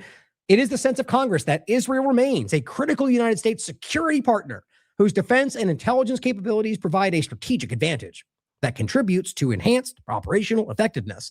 Now, hypothetically, if you're a U.S. government that recognizes that you're infiltrated by a very technologically manipulative entity that will bring you down your knees if you try to stop them, well, you simply integrate it into the system, right? Israel is the most important defense. Well, it clearly is. If the idea is that if they're not there with their technological manipulation, that you will cease to exist, or whatever you want to frame it as.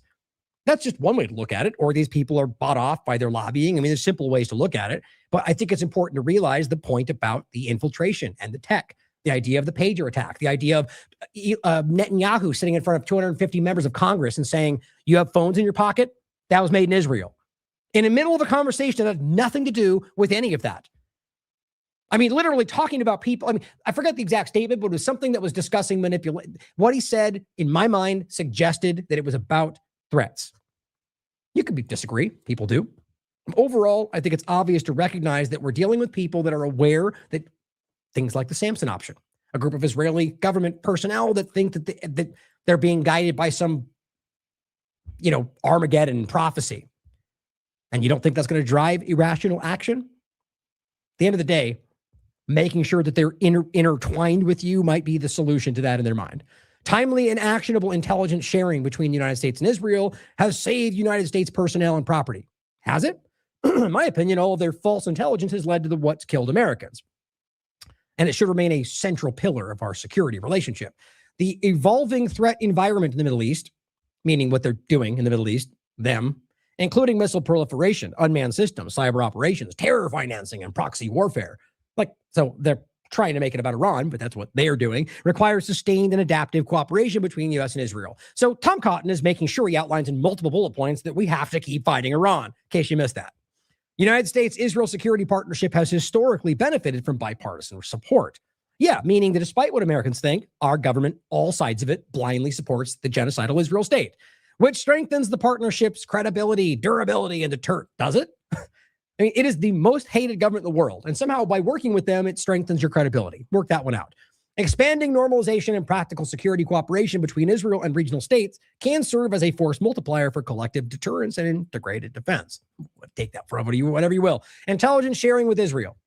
The president acting through the director of national intelligence, the one that just got pushed out is what really happened. And as necessary, through Secretary of Defense, shall subject to applicable law, well, of course that guides them, right? And the protection of intelligence sources and methods expand and enhance intelligence sharing with the government of Israel. I mean, they've said that like 11 different ways in the same document, by the way. But so what we're saying is the director of national intelligence is not supposed to be completely controlled. Well, no, I mean, I take it back. It's complicated, but at the end of the day, director of national intelligence through the president is what he's saying. So basically the president's doing this. The director of national intelligence will operate this continued sharing of intelligence with Israel. I find it very relevant that Tulsi Gabbard was pushed out before this. You could even make the argument that maybe part of this is why that happened. Like maybe she had an issue with this as the director of national intelligence going, oh, let's read more and you'll see what I mean. And it goes on to say scope of sharing. Intelligence sharing carried out under this subsection shall include the sharing of information relating to cybersecurity threats, terrorism, sanctions evasion, plans and intentions of state and non-state actors, adversarial technology proliferation, missile threats, unmanned aerial systems, cruise missiles, ballistic missiles, air and space domain awareness, and other aerial threats relevant to the defense of Israel, United States, forces, and interest in the region. So again, the idea that you are going to take a group that has been infiltrating tech around the world and give them open access to every aspect of our defense seems stupid, simply put. Intelligence sharing and related security information exchanges with the government of Israel shall not be suspended, reduced, or otherwise material limited except on the basis of a specific and identifiable national security concern determined by the president.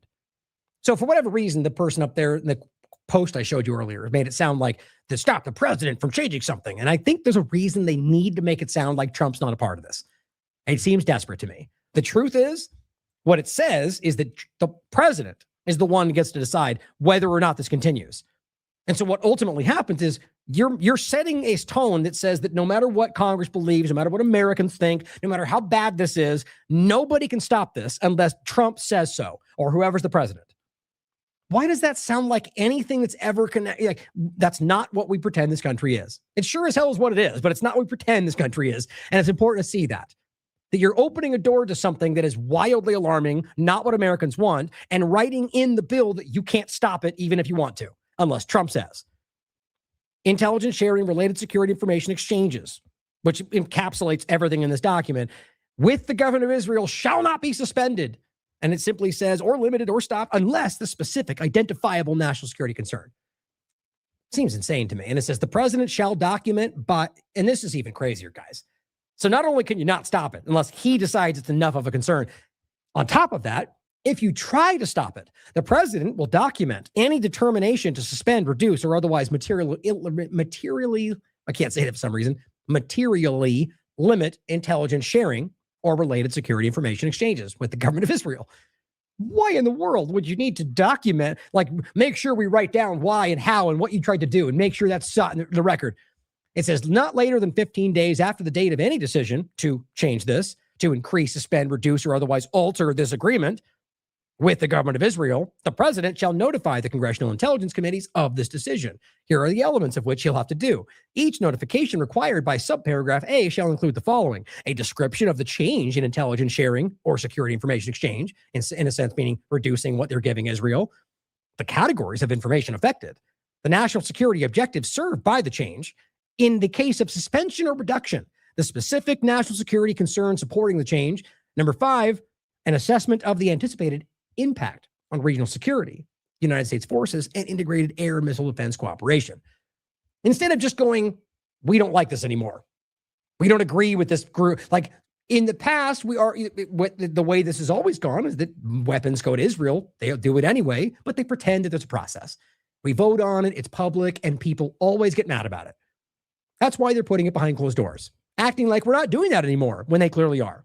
This simply opens like another stage of that, where if we catch wind of what they're doing, too bad, the law says we can't stop it. That's what I'm always trying to show you, is that the law, they're creating this as if it helps you when all it does is hinder your ability to do anything about it. Interoperability among technology networks of the United States and Israel. Interoperability.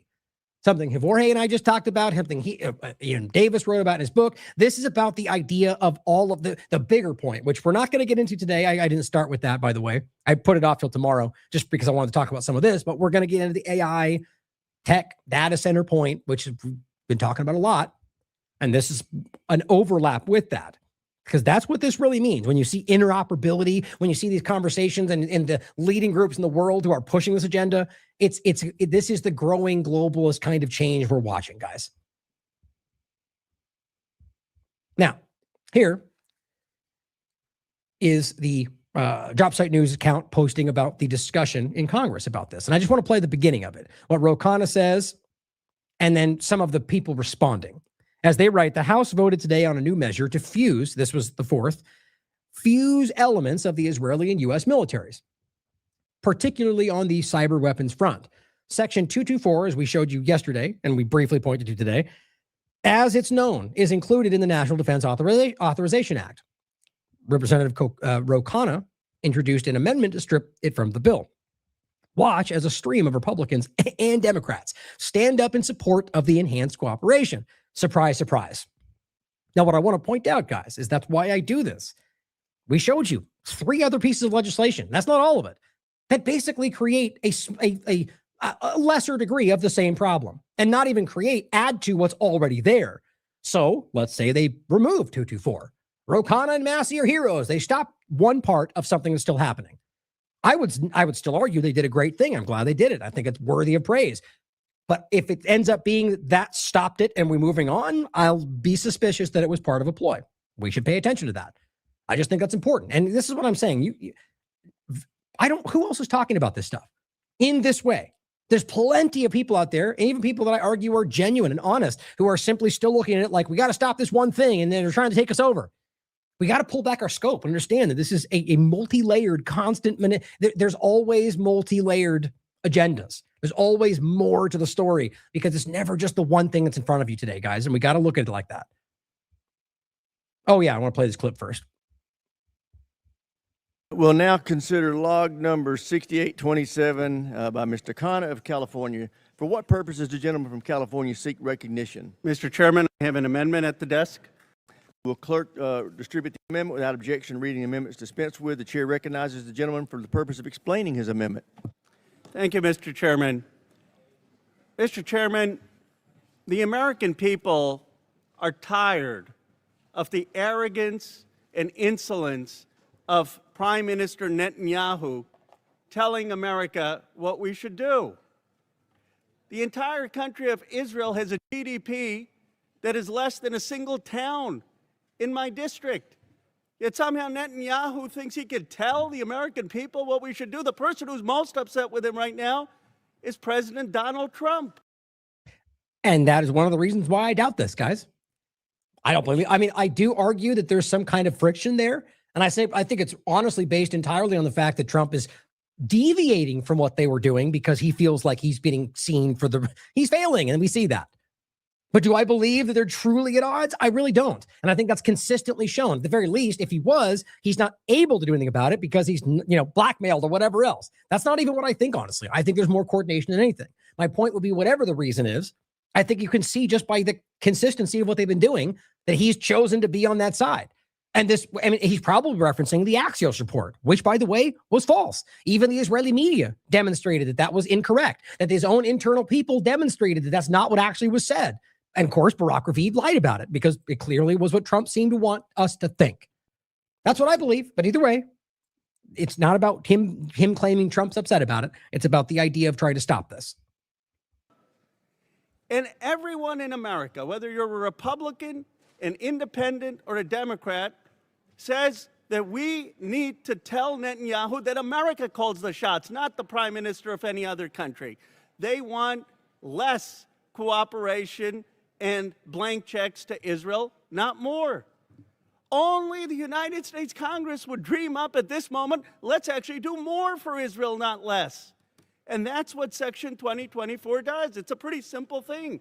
Should we do more for Israel than we already do, or should we do less? If you think we should do more for Israel, you should be against my amendment. If you think we should do less for Israel at the time that he's arrogantly telling Donald Trump what to do, then you should be for my amendment. Now, let me just be clear. Mr. Netanyahu actually wrote to a member of Congress to put this Section 224 into the bill. He says, I know that aid is unpopular in America. I know that even Republicans don't want aid. So here's what you got to do. quote, let's create a new framework. This is Netanyahu telling us what we should do. A new framework of joint defense cooperation, co-development, co-production, and mutual investment in areas including advanced missile defense, artificial intelligence, cybersecurity, and next-generation military platforms. Why? Because he doesn't want Congress to vote on the aid. He just wants it fused in the bill. Yep. Last I checked, Netanyahu doesn't have a seat on this committee, Mr. Chairman. We need to reject an amendment which his language is coming directly from the Israeli prime minister. And we ought to have any aid have a vote of the American people. I am for Team America. I am for the interests of this country. And I believe that when Donald Trump ran, he ran America first. That includes American interests against any foreign country. We should have American sovereignty and make it clear that we strike 224. If we want to give aid to Israel, if we want to sell them weapons, that should be a vote for the entire Congress. Yeah, I mean, it's hard. I go back and forth on this person. I don't trust any of them. I think it just screams that he's just taking advantage of a situation. He's a political player. You know, like, are you going to pretend like Trump's doing that? I mean, that just seems silly, but it works because he's playing this sort of like, I'm the Democrat, but I'm siding with the, he's doing what Massey's doing in reverse, right? And it's who knows? Maybe you can think it's genuine. Maybe I still question about Massey. I don't know. I question all of them. And it's going to be very, like I've said 1,000 times, it's going to take a hell of a long time of consistency for me even to ever think that's possible. Just because of how jaded I am and the constant history of showing us politicians always fail us. But what's interesting here is that he is calling this out. When's the last time you heard that stated in Congress? Never, as far as I'm concerned. I've never heard that stated. The idea that that Netanyahu is publicly controlling, or at the very least influencing something that's being put forward in policy. Guys, that's exactly what we've been saying. Like what I've been telling you about influencing policy, that's exactly what just happened. And I'm still called racist for saying that. So it's interesting, isn't it? Now, it could be that we're changing this. What we're all doing is changing this and forcing people like him to have to acknowledge it. It doesn't always have to be, jaded. I guess there's another word for that. At the end of the day, maybe he's doing it because he cares. We should hope for that, shouldn't we? I find it hard to believe, just based on what we've seen, but we should hope for that. We shouldn't box out a reality in which the good thing happens that we all want to happen, or the idea that suddenly they all start fighting for you. Isn't that what we pretend we would want? Then at least me eventually go to a place with none of them existing. Yeah, yes, that is what I want. Anyway, continuing, the point is he just called out the obvious problem. Now, pretty much everybody after him goes on to say why Israel's important and why we need to collaboration and we got to support Israel for 20 minutes. Time that he's 224 into the bill. Security and next language is that when 224 programs and give aid to Israel, if we want to sell them weapons, that should be a vote for the entire Congress. Obviously. Gentleman yields back. Chair recognizes himself. Israel is our closest ally in the Middle East, and our cooperative programs enhance U.S. national security by giving our warfighters access to cutting-edge technologies. Section 224 doesn't create any new programs within the Department of Defense. It simply designates a single senior office official to coordinate existing initiatives. Section 224 actually improves oversight and accountability of these programs. So shockingly false, by the way. Like, I don't know whether this guy realizes he's lying or not. Half these people are too dumb to tie their shoes without help. My point, though, is that you can easily prove that's not true. You can read this for yourself. You can look at pretty much every political analyst out there that's done this. Not that you should trust any of them, but recognize that it's very common. The general acceptance of this is that it will open the door to two very dishonest entities, left or right, by the way, to completely continue to do what they're already doing that nobody supports. Like, ask yourself why in the world it would go away from that guys, not only is this beneficial for their military agenda, they're all wildly profiting from this continued situation. I think why people like this want this to continue. That's my opinion. I'm not speaking it specifically about the guy in the blue suit. I'm just saying that as a congressional or other government perspective, that the status quo benefits them, guys. We know that. So it's just insane for him to say that it doesn't create or that there's more oversight somehow. Now that you have one person deciding whether they get to be completely collaborative. Like, look, at the end of the day, what we're talking about is if we're going to be buying weapons and so on, as you just heard, well, that's going to include Israel. And they can be, ultimately, we can discuss the idea. Now, I'm not going to say I know how that's going to go, whether or not it's, end of the day, If what we believe is that this country, which we can clearly hear them all saying, want to keep giving weapons and support to Israel, why would they then push us to a direction where none of that happens anymore? I mean, this is like basic deductive logic, guys. They keep telling you, we got to support Israel. We got to fund them, or we're all going to be killed by Muslims everywhere, or whatever they're all pushing. But then go, but now we don't need to do it anymore because they're good and they've got enough money. How do both those things exist in the same conversation? Because people are being blinded by partisan politics. Designating a single official responsible for them. Claims that this provision somehow cedes authority to a foreign government are simply ridiculous. I urge all members to oppose the amendment. Now, by the way, I didn't hear him say ceding authority entirely. He simply said that it's fusing parts of the mill, which is what it's doing by definition of what you can read there. But yeah, because these people have an interest in this. Mr. Rogers here. And Mr. Smith, ranking member is recognized.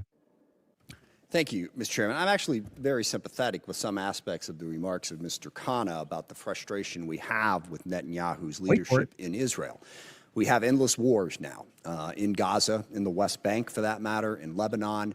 No effort to negotiate, no effort to find partners for peace amongst the Palestinians or the Lebanese, even where there are opportunities to do that. Mr. Netanyahu insisted on this war with Iran that has strengthened Iran and weakened our position. I do not like his leadership of Israel or where he is going, but the way... But, as always, what a nice starting statement. But, as the saying goes, everything said before the word but is meaningless. At the end of the day, guys, you know where this video goes. It goes on for 20 minutes with basically everybody in the room talking about, well, you know, illegal wars and, you know, dangerous things and infiltration and, you know, bombing countries with illegal actions. But Israel's our most important ally and we got to support Israel because that's what they do. How can you possibly outline some of the most egregious international crimes in history and then go, but that's what they do? But the point. Ro Khanna. Not the only point, the next point to be made is that Ro Khanna does have 161,000, according to AIPAC tracker, of lobby money coming from Israel. So you could take that for what you will. I very much think it matters. I think lobbying is what basically guides the political system today. And lobbying is basically just a euphemism for other governments manipulating policy at this point. But overall, I believe it's very clear. But guys, the bigger picture here is that this is about trying to frame it as one thing and something else is happening. That is what politics is all really about. So hopefully you're getting the point when it comes down to the previous legislation, where this goes. And yes, we should try to stop this, but we should try to stop the entire problem, not just what they're floating in front of us right now. Here, Representative, this is Rep. Stutzman. He's the one putting this forward. The one that was written to by Netanyahu saying, thank you for doing my plan. Here's what he says. This is today, after everything people have been saying. He says, this resolution introduced marks a new era in our alliance with Israel. Above all, we stand together against totalitarianism and for freedom. As totalitarian governments, clearly you stand against totalitarianism. We are bound by the shared Western values that build both our nations. I mean, good God. I mean, there is literally couldn't be a larger chasm between the society of Israel and the society of the United States. And it's like act like, oh, shared values. For example, unless you're talking about your shared values of genocide at the top of the government, it's insane that they keep making that argument. But you see, it's not about facts, guys. Israel has come of age where our nation should be. Israel has come of age where our nation should contribute equally and share results equally. It's just such a flagrant lie. And who knows whether this clown even knows he's wrong? I don't care at this point. It matters to me that it's happening and that we need to call it out. As Thomas Massey adds, this is from today, of course. So as this kind of stuff happens and people are starting to become extremely aware, this is what you tend to get. Now, who's to say it's connected? I think it is, my opinion.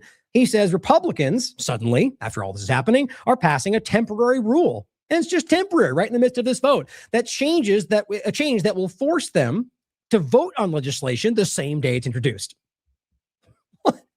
And these are bills sometimes that have hundreds of pages.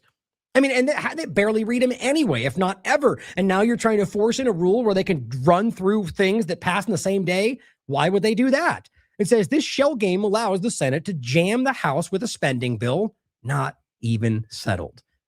Oh, you mean the things we're talking about? Yes, that would include that. I support broader security, but not this bastardized process. Now, the NDAA is a larger defense authorization bill, but it includes some of that. But the ones we showed you, two of them, were part of the spending discussion. But either way, It's about trying to create a situation, whether spending bill or not, where they can force these things through with nobody paying attention. And watch, on a day where they want something to fly through with nobody paying attention, they'll be shoving all sorts of Elon Musk's distractions in your face, like they're doing right now. Now, in regard to Israel in a bigger picture here, guys, I just think it's worthy continually to highlight that the world is changing its perspective, rightly so. And this is one example, but what I want people to continue to recognize is that countries around the world are starting to see what Israel is doing and starting to see what the U.S. has always been doing and are starting to call it out more and more and more. And what do? You're terrorists for protesting their crimes, like Rubin and Ben Shapiro and all the fake free speech MAGA people are telling you. As Dr. Sam Youssef points out, a nationwide general strike was organized in more than 75 cities across Italy, demanding a complete boycott of Israel and the severance of all ties. Now, whether or not you agree with the way they're doing this, the point is that people around the world are fed up and everybody sees it like we've been telling you. You can disagree. I hope you'll at least look. Thomas Massie, again, showing this kind of evolution of the awareness of this stuff. Thomas Massie, as a very influential, I guess, former congressman, somebody who appears to be, I was going to get into that in the next couple of days, maybe, but we'll see where it goes. He floated the idea of something happening in 2028. I guess we'll find out what that means. The Marjorie Taylor Greene, Massie, presidential, who knows what they're going to try to do, guys. Whether it's could be another congressional seat, it could be another presidential run down the line, it's all floated right now. But my point is somebody who is clearly influential in the political conversation put this out today. On June 8th, 2026, he says, I'll speak on the floor of the House to honor and memorialize the brave crew of the USS Liberty and were wounded in an unprovoked attack by Israel. Yeah, it's easily proven, but that's a very contentious thing to say. That's what's crazy about it, right? You can easily prove this. And as I just posted the other day, in contrast to what Israel was lying about, today on the U.S. Memorial Day, Israel stands with America. Such disgusting people. That's not true, by the way. They hate us, and you can see it in everything they do. I'm talking about the Israeli government. That's my opinion anyway. On top of the fact that they've publicly murdered Americans a lot of different times in history. And this was USS Liberty. Here is somebody who survived that attack and will tell you to this very day that he knows Israel did it. By the way, on top of that, this is Joe Meters. You can watch the video for yourself. This was when he was taken while he was on a freedom flotilla. Joe Meters was a signalman on the USS Liberty during the Israel attack in 1967, killing 34 Americans. In 2018, he was illegally seized from international waters while on a peaceful freedom flotilla and was held for days without charge. Yeah, that's been happening a long time. I'm glad it's getting more attention. But realize it's been going on and they've been seizing them and hurting. People have gotten killed on these before. The U.S. government never said a word. He's an American citizen. He's a veteran. They held him for days. Nobody said a word. The point is that he was from the USS Liberty, and pretty much everyone that I know that survived, that is still alive, rather, has told people that that's what happened, and our government still lies to us about it. So Thomas Massie's going to stand up and tell us what happened. I think that's a good thing. But we'll see how people react. The point is that the reality of the history, both of the founding of Israel, the illegal state that it is, all this stuff is starting to become undeniably seen. I'm glad. Now, getting into the conversation of Iran, I just find this interesting. So while we're seeing all of this, you've got this weird pivot, like from people like Elon or the kind of fake Charlie Kirk side of this now, the Andrew Kovlet fake turning point thing they're doing now that's completely for Israel, it seems, are doing their best to sort of drive this in a different direction.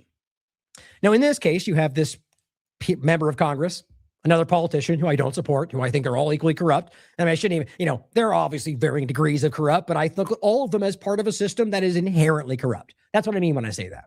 What I'm saying that for is so people don't assume that I support anybody in this conversation.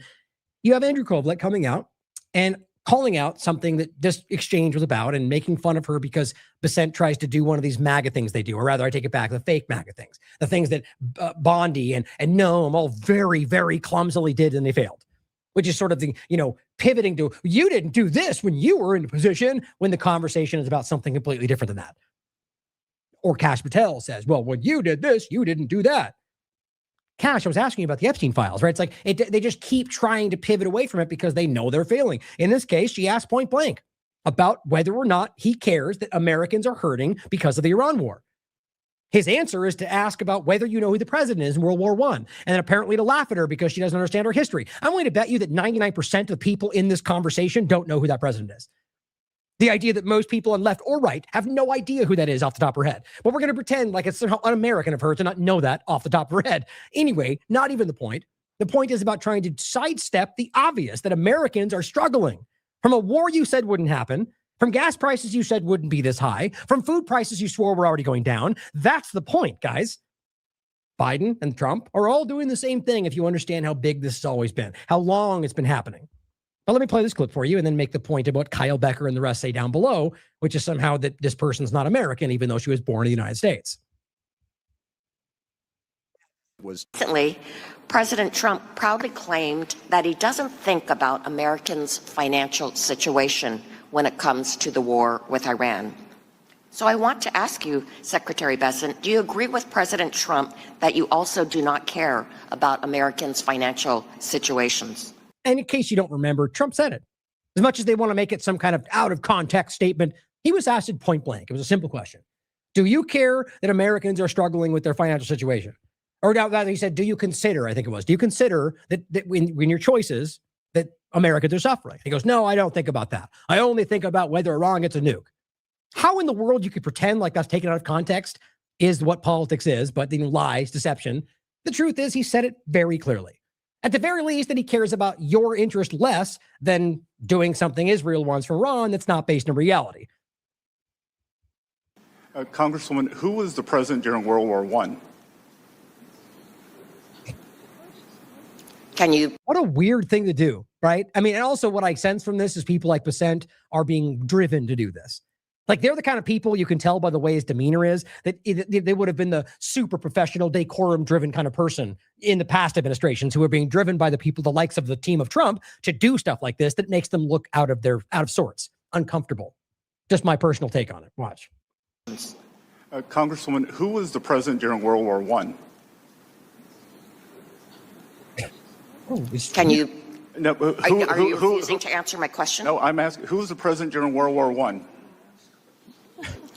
I don't know, but clearly you are not answering my question. World War I was. Well, let me tell you. So I'm clearly getting the idea that you do not want to answer whether you agree with President Trump that you do not care about Americans' financial situations. President Trump does care about Americans' financial situation. Well, he actually said that he doesn't. No, that is a truncated thing like every... Nope. Provably not. It's a simple question and a simple answer. And you could see both sides of the conversation. There was not something cut off. It was not part of a larger discussion. But, he can lie because that's all they have, I guess. And what's even crazier is that means somebody like that, who I know these people are always been dishonest, but the idea that they would present themselves, do something that they know you can easily prove as a lie is abnormal to me in the larger political game. And today they do it every single day. Rubio sits there and goes, no. Jared Kushner works for free and he's got nothing benefiting him. You can easily look that up and prove that's false. Everything they say seems to be a lie today. And I guess that's all they have. But also note that he seems flustered and he's not good at like this, forceful back and forth talking over each other game. He seems like he's out of his, that's not something he's comfortable with doing. But I think he's being driven to it. It's a small point. That's just what I read in it. I think that speaks to the weird way that this administration is conducting itself. But back to the point. Do you know who the president was? World War I? It's a complete sidestep of the obvious question. President Trump does care about Americans' financial situation. Well, he actually said that he doesn't. That is a truncated thing like everything is. By the way, I'm glad to see that all of you in this chat seem to very much know that it was Wilson, but I think that speaks to the intelligence level of our community, by the way, and I'm proud to point that out. That he is future-proofing, because I can tell you Americans' financial situations would be devastated if Iran got a nuclear weapon. Are you seriously making this your argument? So based on, again, not like we have to repeat this every time, but the fact that the evidence doesn't back that up, the fact that your own intelligence community said that wasn't true, the fact that even before that, you said you destroyed it all, the fact that on top of that, the International Atomic Energy Agency has said that's not true. I mean, it's just insane. They just but if they got the thing that we know isn't happening, then what? Then if they got a bomb that we then assumed they would then use it on the world, that somehow would be more catastrophic than the economic situation, well, then obviously you're saying that compared to a nuclear holocaust, that the economic situation is not so bad? How can that possibly be the argument of this economic driven? The idea that you're saying, well, it's nuclear chaos or high gas prices. Just tough it out. You want nuclear chaos? How is that possibly their argument? I mean, it just seems so extreme and so ridiculous, especially in a world where that's being proven to not even be the reality. But even if it was shown to be something they were working toward, the idea that you're dealing with like this, they're about to kill us all, or high gas prices, that's not even remotely where this is. Even if they were actually trying to create a nuclear weapon, they're just playing on the stupidity of the average people, which seems to show you that they know that the only thing they can get is the lowest common denominator. Like, they're so flailing about this, they need to trick the people that can barely tie their shoes in the morning just to be able to feel like they've got some level of support. That's how I would read it, guys. I know that seems to be not what everybody thinks right now, but I think nobody believes these people anymore. And there was a permanent shutdown of the flow of energy out of the Middle East. Oh, okay. So the idea that somehow they were just going to shut it down entirely forever, despite the fact that they didn't do that even in the midst of all this. On top of that, that they have openly stated a plan for the ongoing flow of the Strait of Hormuz with their involvement. And Oman is playing a part in that, which is why Trump just threatened to bomb them. You just can't make up how stupid this is. And my point, again, is that Bissett must know that he's wrong in all of this, and he's probably really uncomfortable being put in this position. Just my gut. Well, then let me ask you, was your prediction... I promise you that President I'm taking my time back. I will promise you that President Woodrow Wilson, who was president during World War I, right? The Germans did not attack us. That he got into that. It was or you're not answering the question, so let me ask this. And I guarantee was your prediction that Americans would face only 50 days of... Yeah, that's hard. That's hard to watch. Like, he just, the point where he had some just talking point thing he was going to do about Woodrow Wilson. He forgot about that and then tried, the Wilson thing, and tried to throw it in at the end, and nobody heard it. And so it's clear that he's just trying to be that thing the rest of them were being, instead of just answering the questions and with decorum or whatever you want to call it, and doing it in ways that make you look like you're not guilty, as opposed to just shouting over them and say, you're dumb and you're wrong and you're the bad one, not me. That's the gist of what they seem to be doing. It's not like I'm praising the past, guys. What I'm saying is, like, at least they're obvious about it today. But before, it was like the Obama comparison. These guys are monsters, but they're better at hiding that. Why it's so obvious today, I have plenty of thoughts on. That's not the point for today. I just think it's embarrassing to watch this. But the reality is, back to the question, do you care that Americans are suffering? Apparently not. Apparently, you should just tough it out because nuclear weapons that don't exist. I mean, in regard to Iran, and that's based on the evidence that they have. So Andrew Kovlit says, the impact of our failed education system has revealed itself in this congressional hearing. Oh, yes, you're plucking out the idea that she, by the way, for all we know, she didn't care to answer. She just said, I don't know, moving on, like almost saying, like, who cares? That's not the question. But I guarantee she probably, my gut would say she probably didn't. But the same point applies. I'm willing to bet anybody, highly educated people that just aren't focused on that, might not know it off the top of their head for any number of reasons. The fact that that's the best they can do is because that's what the left and the right does. They're lazy. They're manipulative. They take the lowest hanging fruit to try to make the other side think they're better than the other. They're a bunch of kindergartners, guys. And he says, this woman is a federal legislator responsible for creating laws that govern hundreds of millions, and she doesn't know something this simple. This simple? I mean, it's not a complicated thing. But, give me the date of the last time. I mean, anyway, I could make up a number of things that are just as simple and throughout history. What was the vice president's name during Woodrow Wilson? Andrew Go. How much you want to bet he wouldn't know that off the top of his head? The point is that he's trying to make it to something. Incompetent children, all of them. Well, Andrew, on that we agree, except you support half of them. But Kyle Becker comes in and says, why are foreigners running the U.S. government? You don't realize how insane that is, guys. Now, to be clear, he has a right to say that. I will defend his right to be that gross and disgusting and manipulative and stupid. Because the idea is that she, whether this is the point, as you can look it up for yourself, easily was born in Los Angeles. So is she not an American, Kyle? Because she was born, her family come from somewhere, like every American at some point in history? It's just weird how these people, and let's put it this way. It is obvious what they're trying to do. One, I think it's deflection. Two, it's about trying to create this uber-focused American nationalist idea, which is not even what I argue most Republicans truly believe. That's what the game of the two-party illusion wants you to think, these Nazi MAGA or the pedophile deep state Democrat. It's all this game that I don't think represents the majority of either side. Andrew says, That's really the key question, isn't it? You must be born in America to be president, but really all elected officials should have to be born here. No exception. Oh, yeah, she's born there.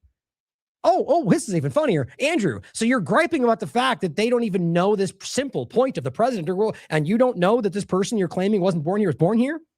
Maybe it speaks to lack of due diligence or deliberate dishonesty.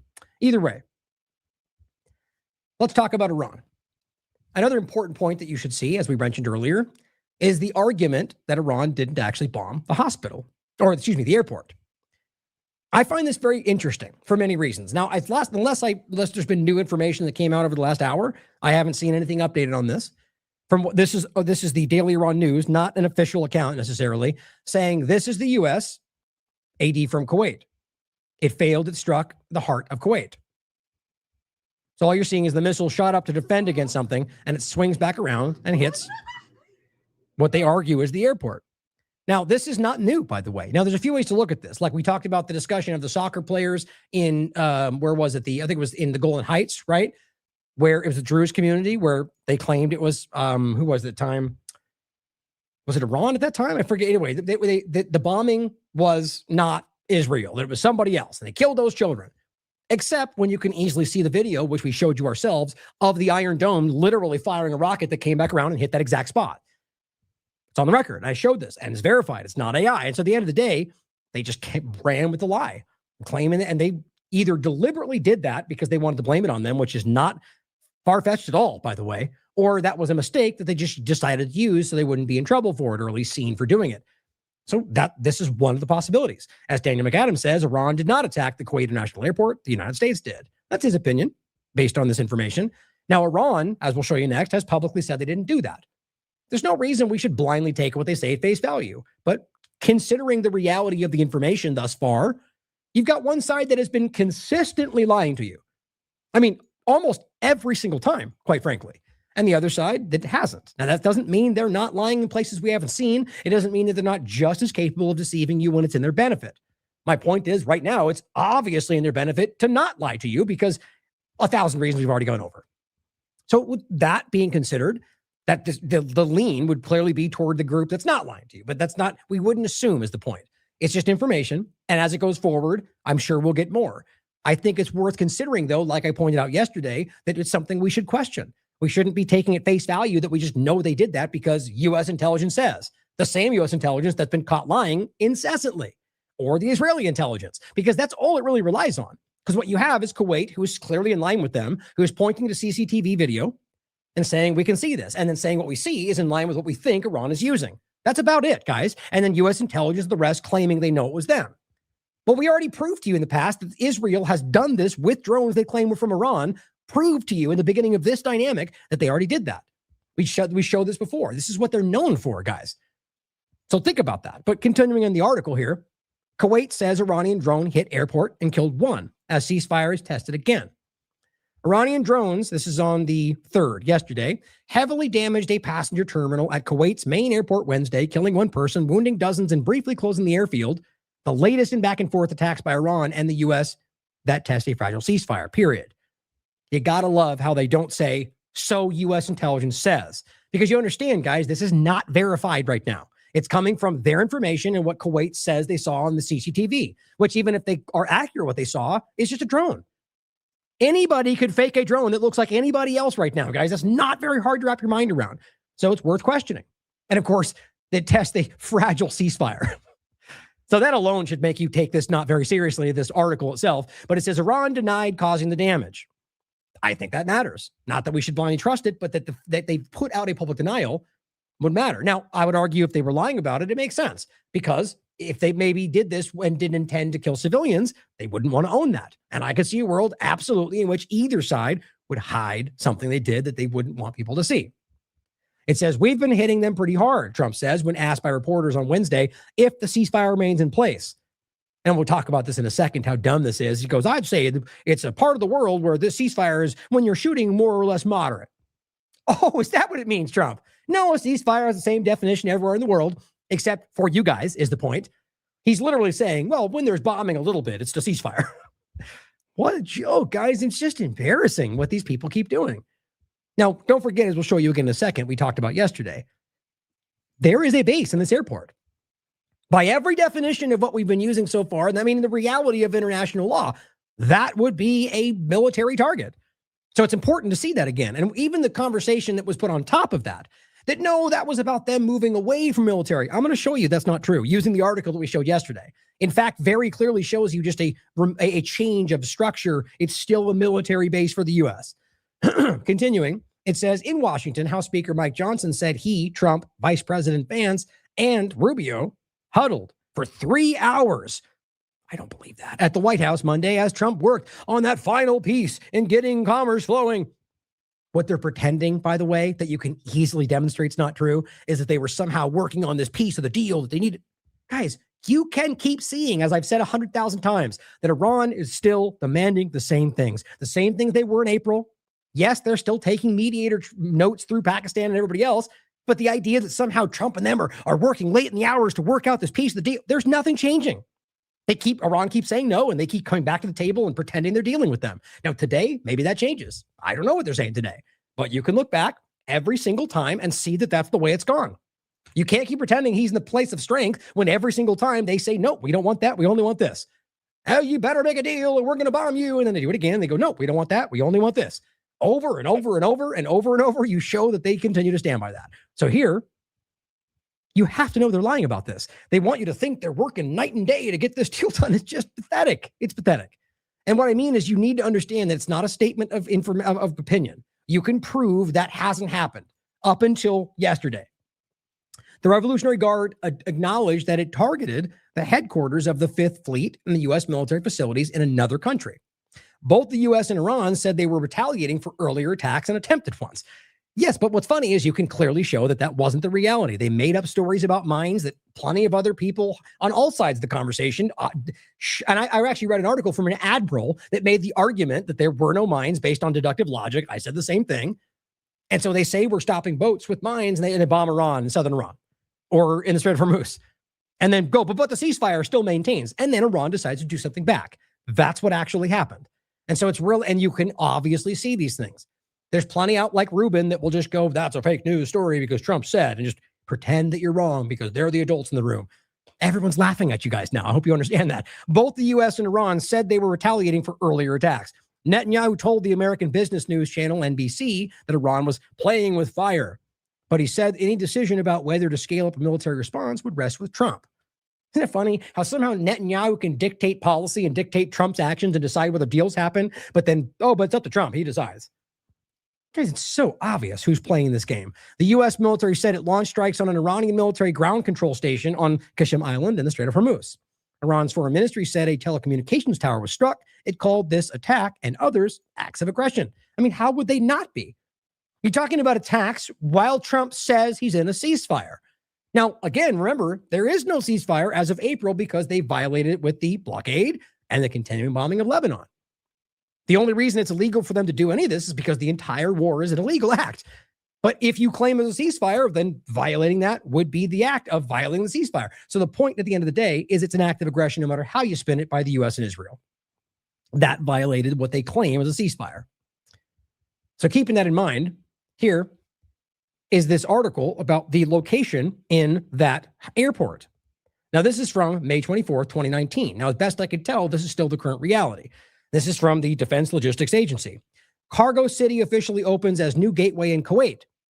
Now, what people are saying is that ultimately that this was misinformation. And at the end of the day, this is about them changing away from it. Now, what it says is the opening of Cargo City successfully closes the United States Air Force and Coalition Air Base gateway over 20 years of operations. Now, you read the entire thing, it's very clear. It says the aerial port will continue to serve as a major military logistics point, functioning as the largest aerial port of debarkation in the Middle East. It says, as the senior United States military representative at this airbase, the Al Mubarak Air Base, Kuwait, the 387th AEG maintains relationships and negotiations with host nation military and government leaders. Quote, the opening of Cargo Bay. Again, Cargo Bay is the one that's supposed to be the new one after what they claim is the airbase that they're closing. The opening of Cargo City ensures, direct quote, we will continue to provide unparalleled theater support and decisive air power, said Colonel Patrick Schluchtenmeyer, 386th Air Expeditionary Wing Commander. Quote, this accomplishment is a shining example of our ability to work alongside our host nations, joint and coalition partners to further increase capability. The 5th Expeditionary Air Mobility Squadron has relocated to provide maintenance, command, and control and aerial port operation support for Air Force and contact flights into Cargo City. Okay. So yes, you can argue that they transitioned to something that's more coordination with this nation state and not just an occupied military base, but it is still literally a military location and installation for what they're doing. And guys, we know that. We know that because these groups were involved with the attacks on Iran. And so for them in any way to argue that this doesn't constitute a military target while they're bombing hospitals and schools, claiming there's something underneath them that there's not, it's hard to wrap your mind around. Guys, it's obvious. Now, whether or not there were people there matters. And I would argue that from a, the perspective of Iran, that at the end of the day, if it's a military target based on a military base, that it's sort of the same argument when it comes down to, let's put it this way, bombing any military installation in international law, as far as I could tell, it's considered an act, a legal act. Now, this overlaps with whether or not they're allowing civilians to exist within their military location, right? It's the same idea of saying, well, I mean, there's so many different points to get into about the schools and as they said when they bombed the school in the beginning, that they shouldn't have had that school close to the military base. Well, here's endless examples of military bases in the U.S. that have schools in them. So at the end of the day, you must think about this in the context of what actually constitutes a human shield, Tel Aviv, and so on. And the choice to make sure that is the reality, knowing those are military targets, that is a choice. But either way, this matters to me. And at the same time, it matters to be strict to the line. If Iran, as I've already called out for previous examples, does something that violates that line, whether they feel justified because of what the U.S. and Israel did or not, it's still a crime. Just like with Hamas and Gaza and the Palestinian Islamic Jihad. They're crimes if they commit them. Now here's Netanyahu in Hebrew saying, there is no place for violence, not against political leaders, not against anyone. Can you actually believe the nerve it takes for someone like that to say that? As he's killed, as it says, Ron, look who's preaching. You've killed 50 plus political leaders in 4 countries and thousands of children. I mean, whether you want to talk about Soleimani or Khomeini or any number of assassinated scientists or politicians that aren't in any way legitimate military targets. This is the guy saying that? The guy who's assassinated leaders around the world? Or pager attacks, killing innocent children and women? Come on, guys. I mean, this is just, they're laughing in your face. And at a time when I think he knows that nobody buys this. Now here's Trump talking about assassinations, casually discussing meeting Khomeini, the son. This is just very sociopathic to me, borderline psychopathy. He's talking about meeting as I'll read what Mel said. After assassinating Khomeini's wife, father, sister, baby niece, Trump casually says he'd like to meet him. Thinks they'd get along quite well. So what I actually sense from this is Trump trying to walk away from this. Like somehow trying to create the dynamic that things have suddenly changed, that now Iran's better because of the group that what he already tried to pretend there was a regime change. He tried to pretend he killed 3 different levels. They didn't, guys. They lied about almost everything that's happening in all this. Khomeini was killed, and even that, I'm at this point now going, that even happened? The evidence does back that up. I'm just kind of in a joking way pointing out that if they've lied about everything. So Khomeini was the son, stepped in right after him. They didn't even miss a beat. And he wants to make you think somehow they've already accomplished a regime change. This statement kind of adds to that feeling that it's kind of like, well, we're okay now. We're talking. Hey, we'll be friends. We'll know. Iran war, what do you mean? Epstein files? Let's focus on them over there. Look at the Democrats. Here's what he said. Who's making the decisions? Well, they say he is giving approval because that's the way it has been. Oh, the leader decides? Weird. Been for a long, long time. His father and then him. I guess it's a succession. Oh, you mean like England?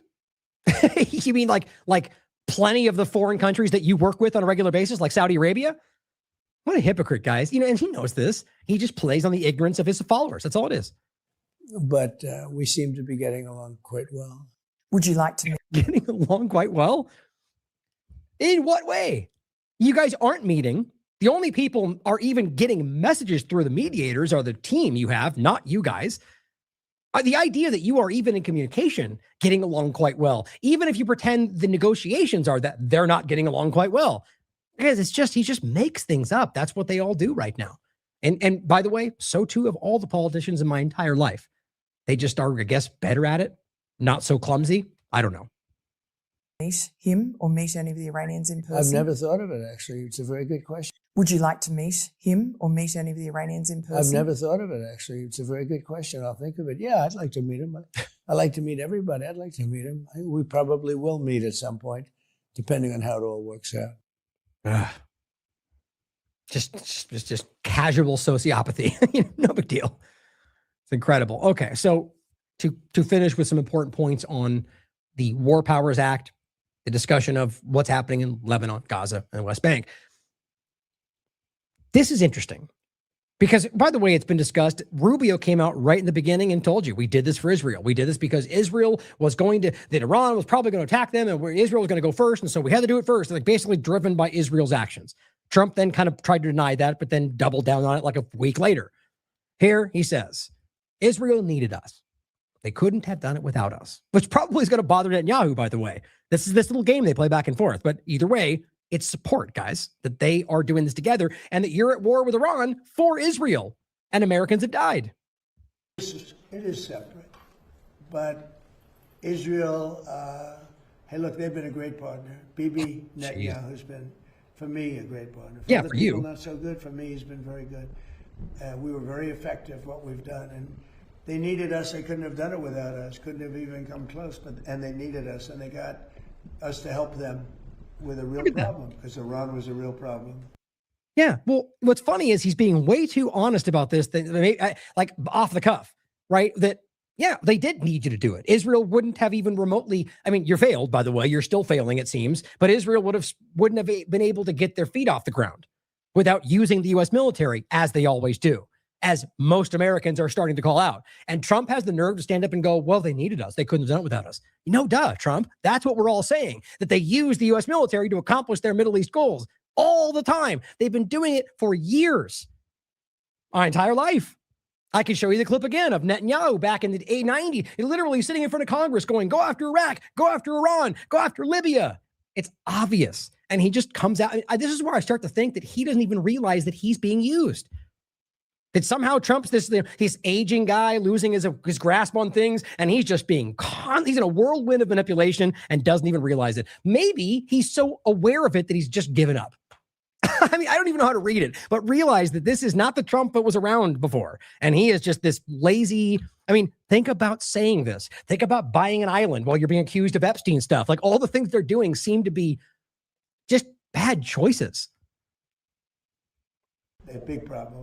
We were very effective, what we've done. And they needed us. They couldn't have done it without us. Couldn't have even come close. And they needed us. And they got us to help them. Yeah, they did. They did get you to help them.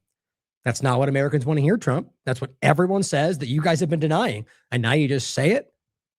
Well, you can decide why. Patrick Henningsen points out that Massey passed the War Powers Act, 215 to 2008. Now, the way that gets framed by the Jesse Waters of the world, the, kind of the leader of the red light, holy crap guys, it seems, is embarrassing. Just blatant team sport politics, even though they all seem to know that most Republicans don't want any of this. Here's Thomas Massey. The Iran War Powers Resolution that I co-sponsored opposing the war just passed the House of Representatives. This was yesterday. The People's House is sending a message. End this war. Now, has yet, as far as I can tell, to pass the Senate. Unless that just happened, and I find that hard to believe. What's important to understand is it appears to be a concurrent resolution. We'll get into what that means in a second. Here is Jesse Waters. Let's listen to a little bit of this first. Fox News alert, the House just passed a War Powers resolution to end the war in Iran. The final vote, 215-208, with 4 Republicans breaking rank. Breaking rank. You got to love how they frame that, right? It's not that you can have your own opinions and principles and represent your constituents. No. What are you, 19, whatever. The idea that, you're the old democracy ideas, it's insane that they can stand there and sell you on an idea that is all or nothing. The team sport politics on full display and not recognize what they're showing you is that these are politicians who are acting against the will of their constituents. We're going to pretend that every single Republican in the world all agrees with everything? No, that's obviously not true. State to state, policies change, guys. And that's what this is supposed to be. It's a lie, by the way, but they're supposed to be representing the will of their constituents in their local areas. For Jesse to say, well, they broke ranks means that it's only about what Trump wants. Trump wanted this, and these Republicans didn't do what they were told. That's not even secret. That's exactly what they're saying, and that's what everyone has been pushing. And now that's a criticism. See, he doesn't even support Trump when he needs him. It's like, well, why is that a criticism? That shows he has principles. And he's not siding with the Democrats. He's siding with whatever he believes. In some cases, it's contrary to all of the rest of them, like this.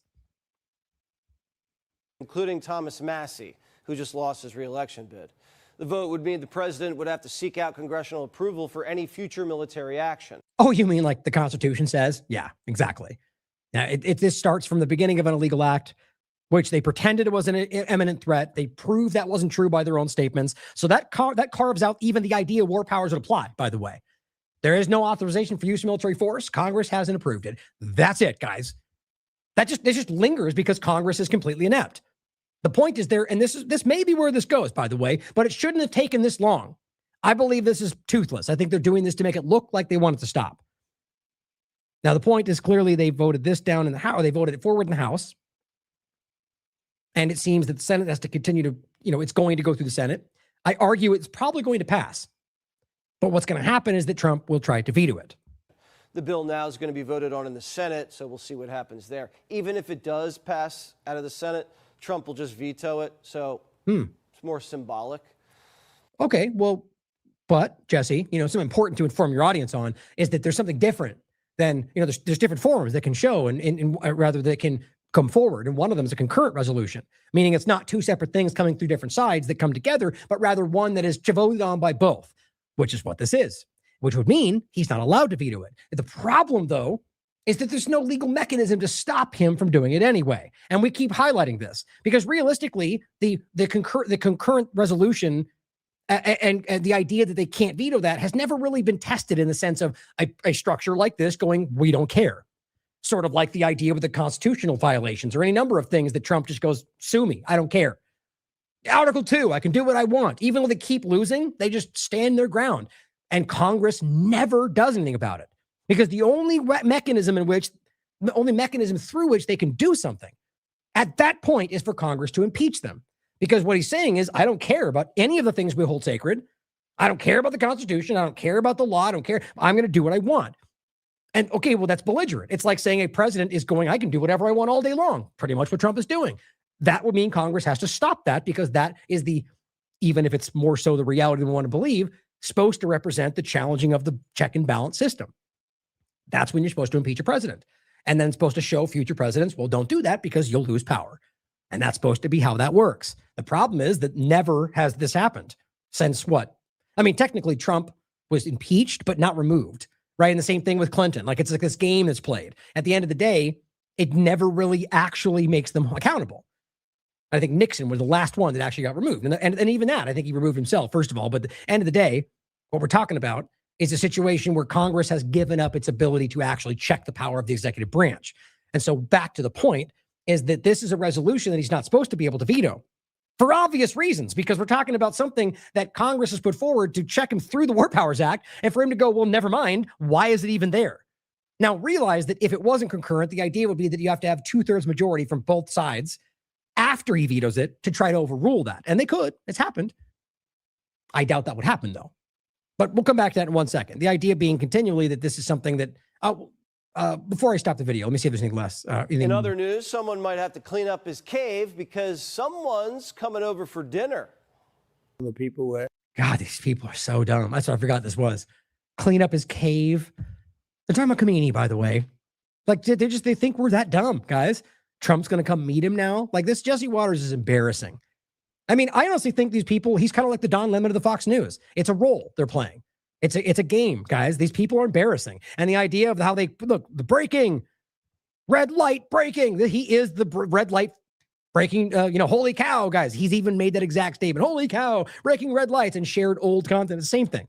Now, overall, as I said, what we're seeing here is that you are fighting to maintain the war on Iran.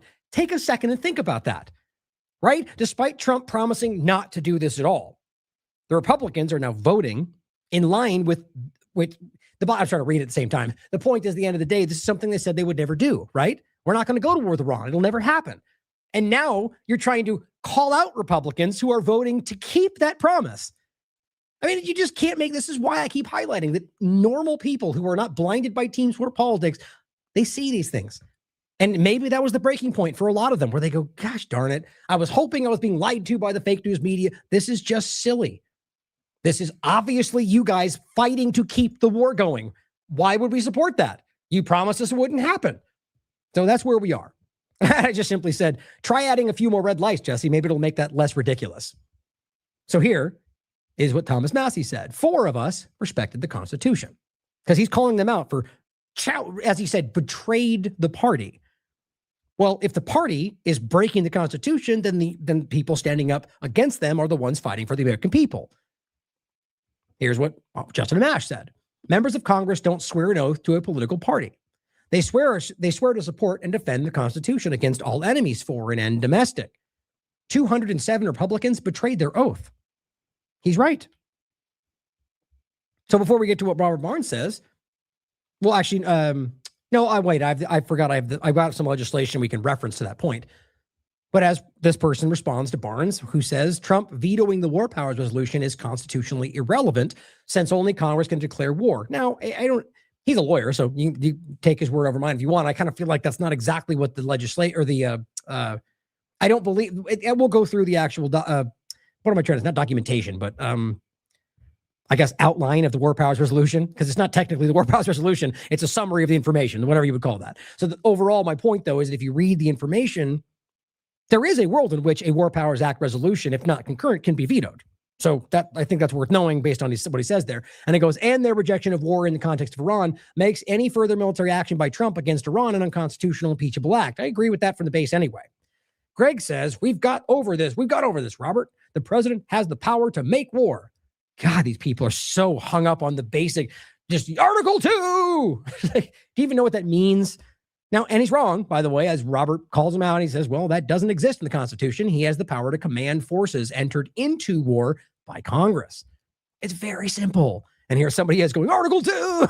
It's sad how dumbed down this country has gotten. But the point, guys, back to the reality of this, is that this is something he will try to stop, but he does not have the power to just unilaterally conduct war forever because of what you say. Now, Dave DeCamp came out and said the House passes the Iran war resolutions, no ceasefire in Lebanon, and more. But he said, in regard to what he said in the video, he says, correction, I didn't realize the war powers resolution that they're discussing was a concurrent resolution, which means he cannot veto it. Technically, that's correct. And Dave would agree with this. It's just the point is I argue that their technicality is more so that it hasn't been challenged, really. And that in this current reality, Trump is going to challenge it. I promise you that. This is the article from yesterday from The Hill. House passes resolution to end Iran war, challenging Trump.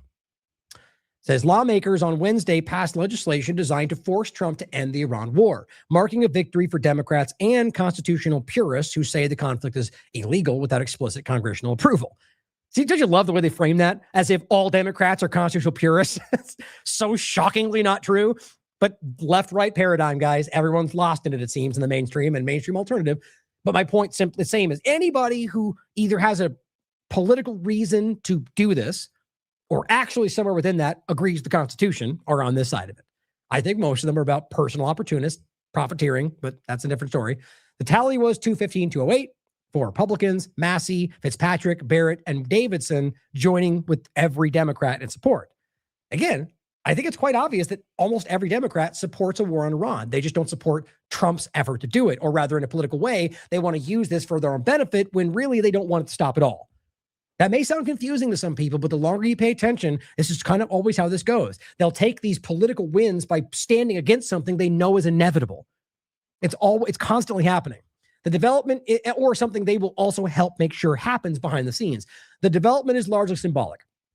It says, since there are lingering disputes about whether the measure, known as a concurrent resolution, carries the force of law, and Trump is certain to contest the authority of the measure, even if it's also passed by the Senate, where it's headed next. Still, the vote represents a significant development in the political battle over the Iran war, putting Congress on the record in condemning a conflict that has dragged on for more than 3 months and rattled the global economy with no clear end in sight. So, let me do this real quick. The point here, as I'm looking for grabbing the words, where was that? Oh, here it is. That Trump will dispute it either way, which I think is going to be the reality. So this is what it describes it as: a resolution adopted by both houses of a legislative assembly that does not require the signature of the chief executive and that does not have the force of law. So that's how it's described, as even within this definition, that it's passed by both, doesn't require Trump's signature, but doesn't have the force of law behind it. So I guarantee Trump is going to just ignore it, even though that's a constitutionally valid effort. The point is, what it shows you is that just because there's no legal accountability does not mean it's not constitutionally sound. So it shows you that they don't care about the Constitution. It's very simple. You have to understand that. Now, that's if it passes the Senate, which I kind of think it will. Only, again, back to my point, because I think that both sides realize that Trump is going to ignore it anyway. So it gives them their win. They get to pretend like they're standing up for the Constitution, make it look like it's just the Trump bad guy. And it's not, guys. I've already shown you plenty of people I'm going to show you in a second. Democrats going, we got to stop Iran. Just got to do it the right way. Okay, so we got to make the illegal war conducted through our, basically what they mean is we have to pretend we're doing it legally, even though you're talking about an illegal war from the get-go based on lies, based on regime change, based on surreptition. It's what they do. So here, by the way, is the War Powers Resolution, expedited procedures in the House and Senate. There was 2 points, really. Basically what it says, just the main part, is debate on the measures. It says the War Powers Resolution does not provide any expedited procedures for House consideration of a bill or a joint resolution withdrawing forces from hostilities.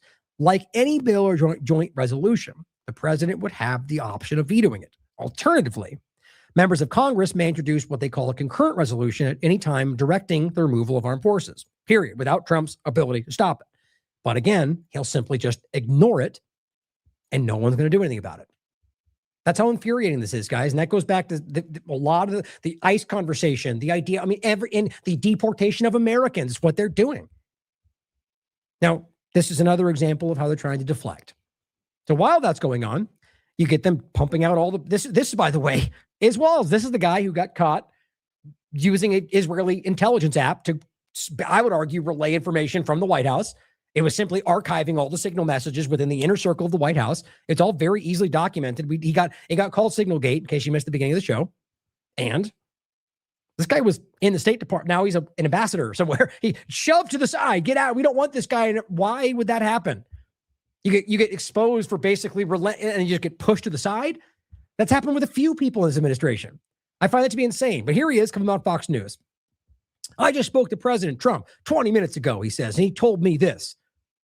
This is what we go on to. Guys, what we're talking about here is insane. This is Trump saying, this is what was going to happen if we didn't do what we're doing now. But what you're doing is saying, okay, but this was about the bomb they were going to make. Remember that. That's the big argument. Well, if they got a nuke, it was all going to be bad. But here's what he says was happening before. Iran had thousands of missiles pointed at all the Middle East countries. And by the way, they did. And everybody knew that because they've been telling you that these people, look, we can see how this has been developing. As I told you in the beginning, Iran already went to the UN before the 28th and said, all these people are working with them and they're about to attack us. They said Israel and the United States are going to attack us. I've already covered this. It was publicly discussed. And they said, if they do, we're going to attack all of the people involved with them. Now, you can argue it's illegal. The point is that they outright said they were going to respond to what they argued were co-belligerents. So obviously they pointed missiles at them because they were ready for them to attack. And clearly they were right. And it says, and again, last 4 months? Yes, exactly, because they knew it was coming. That's when this happened. Post 12-day war, guys. And it's obvious to see that they were right. And it says they were going to take over the Middle East. Oh, is that what it was? So it's not that they were ready for your attack that ultimately came. It's that they were secretly planning to overtake the Middle East, and they haven't done it ever. Hasn't happened. They don't have any designs for it. They haven't taken over any neighbor countries. There's no bases outside their country. You guys have encroached around them all over You can literally draw around, Iran with U.S. bases, but somehow argue that they've encroached outwardly somehow. Again, it's playing to the dumbest people in the room. You can easily prove these things aren't true.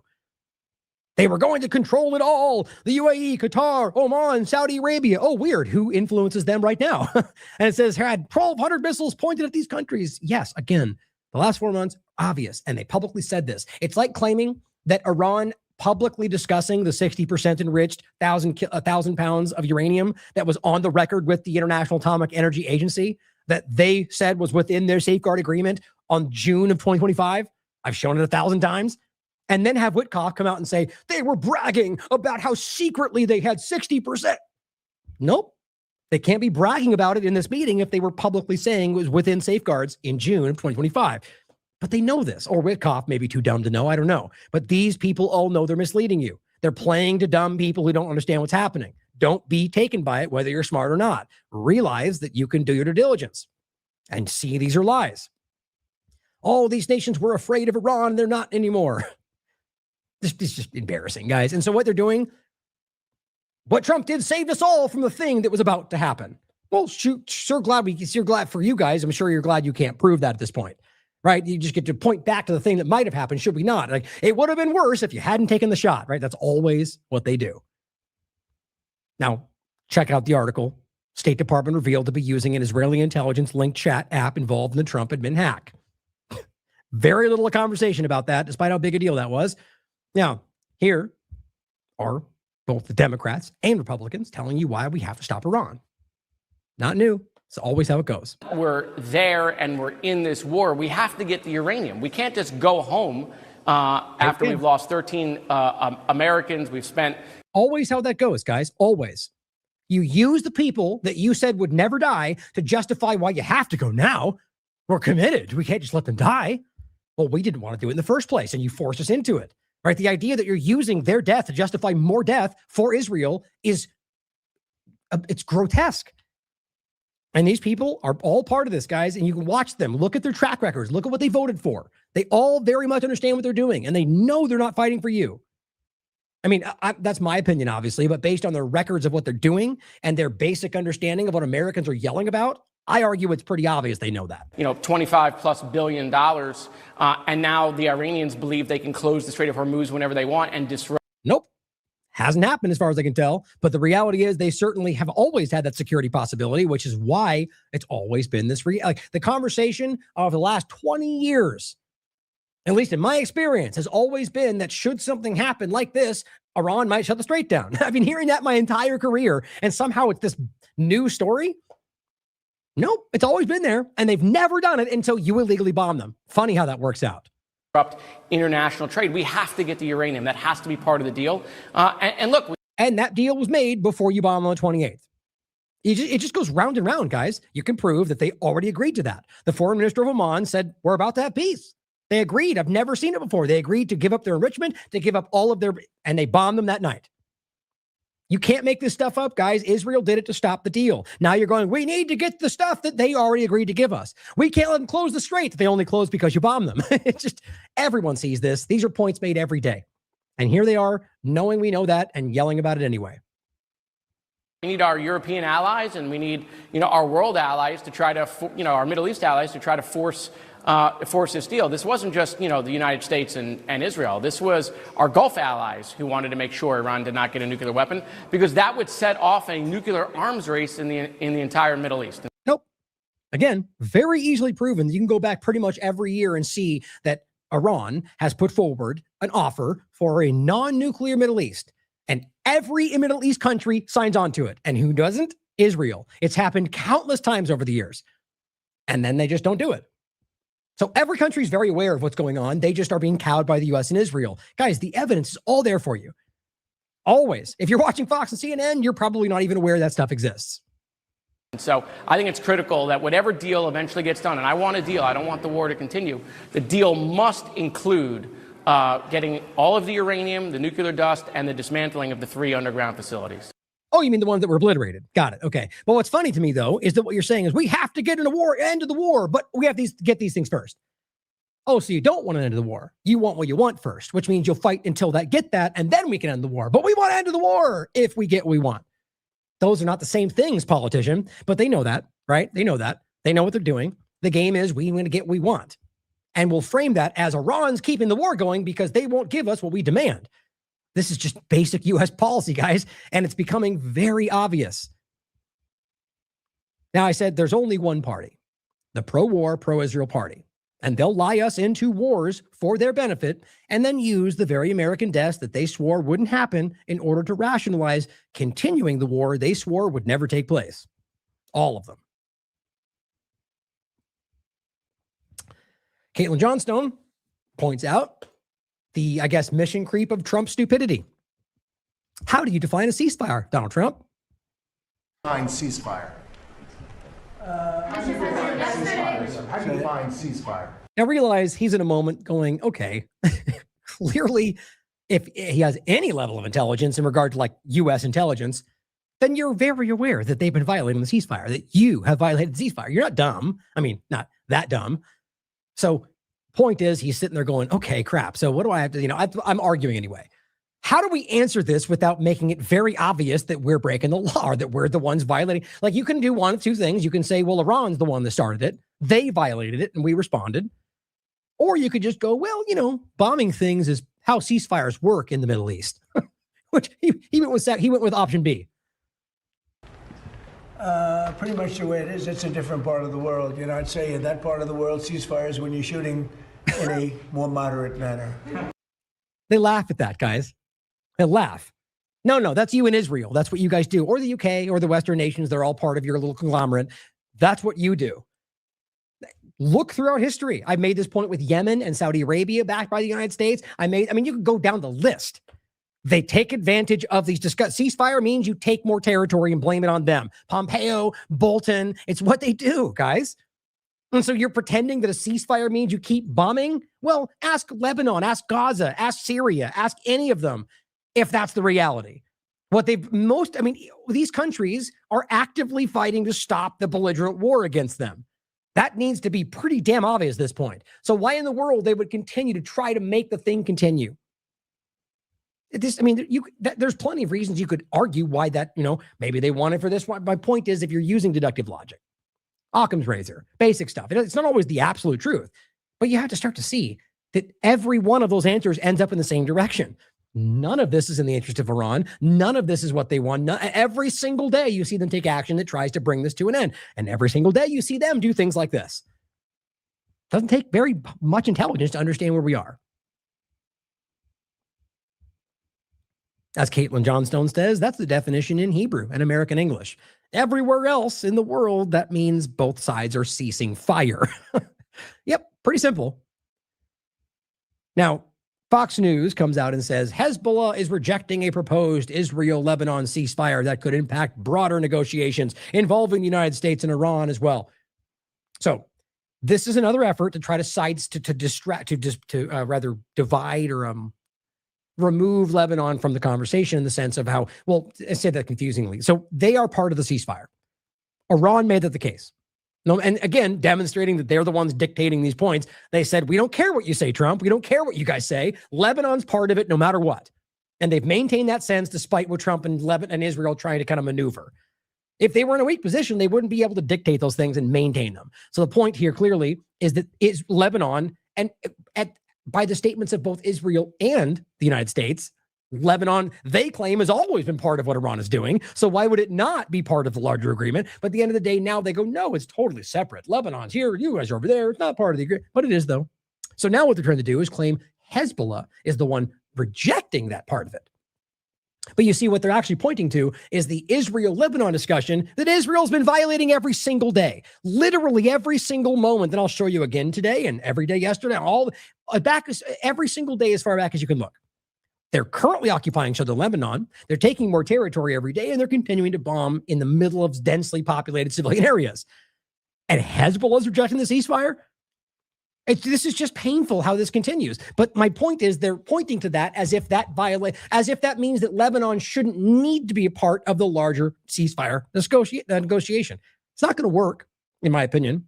But the move comes as President Trump calls out House lawmakers who voted to limit his war powers. Oh, you mean what they're supposed to do? Literally what their actual job is? How dare you? And continues pressuring Iran to surrender. Trump argued ceasefires can look differently depending on where you are. Like they seriously frame it that way, like it's not laughable. Anyway, now in regard to Lebanon, that they're continuing to bomb despite pretending like there's some kind of a ceasefire. Wyatt Reed points out, I'm not sure that this is understood in the West. So he wants to emphasize this. Some of the children that were just killed were part of what are the Lebanese Boy Scouts, that they're trying to pretend are somehow terrorists. It's all Risala, the Lebanese Boy Scouts. They belong to the Lebanese Scouting Federation, the local affiliate of the World Organization of the Scout Movement. The U.S. affiliate is the Boy Scouts of America. After al-Risala scouts turn 18, they often become scout leaders who serve as EMTs, firefighters, and search and rescue teams. In the past 2 months, Israel has killed 27 al-Risala scouts, troop leaders, and associated young adult rescue workers. Here are some of the young scouts killed by Israel. Neither Boy Scouts of America nor the World Organization of Scout Movements have condemned their murders. Pretty simple. And I mean, if you're even remotely shocked about any of this, regardless of what you want to say they look like, dress, or hold pictures of, it doesn't change the reality that we're talking about children. And guys, how can anybody pretend like this is not the most consistent part of everything they've been doing? Whether in Syria or Gaza or Lebanon or Venezuela, I mean, anywhere they're involved, guys, you can see that they're targeting these people. I mean, this is the ambulance they targeted, killing 4 people. And this happens every day. This is absolutely targeted. Every human rights group has called this out. The UN has called this out. But guess what happens? Absolutely nothing. As Layala points out, it can't be emphasized enough how little coverage Lebanon has received in proportion to the killing and destruction Israel has committed. June 2nd, in just 2 months, and let's be clear, it's been happening long before that. Israeli attacks in Lebanon just the last 2 months have killed at least 3,468 people, including 224 children, 128 medical workers, and 333 women. Israel attacks have also damaged at least 17 hospitals. And as always, this is not Gaza, guys. These things are verified. Like you see. Now, question at all, as always. But my point in saying that is that you have documentation, people filming, local testimony, human rights groups on the ground, CCTV or whatever else, and you can easily see this. This itself comes from the Republic of Lebanon Ministry of Public Health. And in case you're confused, that's the same Lebanon that Israel and the U.S. are working with. Hezbollah is not the same thing. My point is the Lebanon side of this is what the U.S., I mean, even the Lebanese government, I argue, is on the side of Israel and the United States, largely. Now, it's more nuanced. My point, though, is that this point to the Lebanon Ministry of Public Health is not the same as saying Hezbollah, but there are overlaps too. But understand that this information is not something that's in a vacuum. It's not trapped inside of an open-air prison like Gaza. And the whole world is being silent about this. Drop site news, another paramedic, at least 5th paramedic killed in this day. This is on the 3rd. Lebanon's health ministry. 1 paramedic was killed and another wounded in another airstrike in southern Lebanon. In this case, Mel is frustrated by the fact that on record, you have people associated with the IDF openly discussing how they are going to target a Christian church. Israel's literally announcing their intention to bomb a 2,000-year-old Christian heritage sites under the fake excuse of Hezbollah presence. This is always what they do. Look at every location they've been involved in. In Gaza, in Syria, they target the Christian locations. And you could argue it's just they target everything. That might be the reality. But my point is, for those that seem to focus on the fact there's somehow some Christian partner in all this, they've been deliberately destroying some of the most sacred places in the world.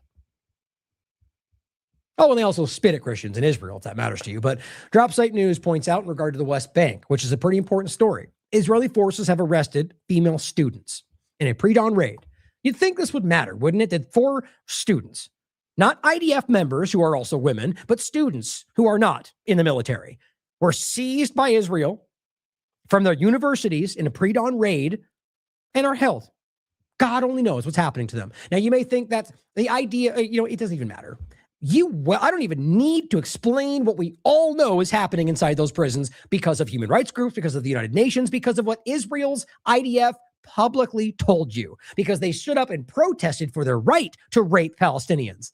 The fact that people still denied that as they protested on live air in front of the prison and were screaming about their right to be able to do it. How we can deny these things, I have no idea. So simply consider that while you're talking about Palestinian women being arrested for no reason. The idea here is that this should matter to you, that 4 students, 4 women are taken for no reason. It shouldn't necessarily mean that much more to you that one of them is also an American. But it may for some people that only care about one versus the other. But for those that think more about that, then this is also an American citizen. I really wanted to stress that, guys, because I think it's super important that we recognize it should matter just as much to any human being that these women are taken for no reason and held in a torture prison or whatever you want to call it, which they literally are doing. And their citizenship shouldn't even play a factor in all of that, unless we're talking about the fact that Trump and Biden or anybody else do nothing about it. From a human perspective, this should matter to you. Now, guess what? It's probably going to matter a lot less because Van Hollen decides to make a point about it. Yes, I think he's just as ridiculous as all the rest of them, but here he is making a point about an American citizen being taken by Israel that nobody else is making. Do not support any of them. My point, though, I think is funny, is that probably people who are on that fence will suddenly go Democrat and ignore the point. I care that an American was taken. I care that innocent women were taken by the IDF. You should care too. Just yesterday, 4 students, all women who attend Birzeit University in the West Bank, were seized by Israeli security forces. One of them, Sama, is an American citizen. Israeli security forces came to her home at 3 a.m. in the morning and just took her without explanation. She told them she was an American citizen. They didn't care. I talked to her mother, also an American citizen, shortly after all of this happened. She was absolutely distraught. She told me that her daughter has a medical condition that needs treatment. The Israeli government, the Netanyahu government, needs to tell everybody why they seized these students. And our ambassador to Israel, Mike Huckabee, and Secretary of State Rubio, who always tell us that their #1 priority overseas is to protect American citizens, like cash, need to make sure that Sama is immediately released. How about all the rest of them too? But realize that all they're going to say is they're terrorists. And apparently that's enough, even for Van Hollen too, as we've seen continually throughout this entire process. But sure, he'll win points by going, you better not. You better let them go and then do nothing about it.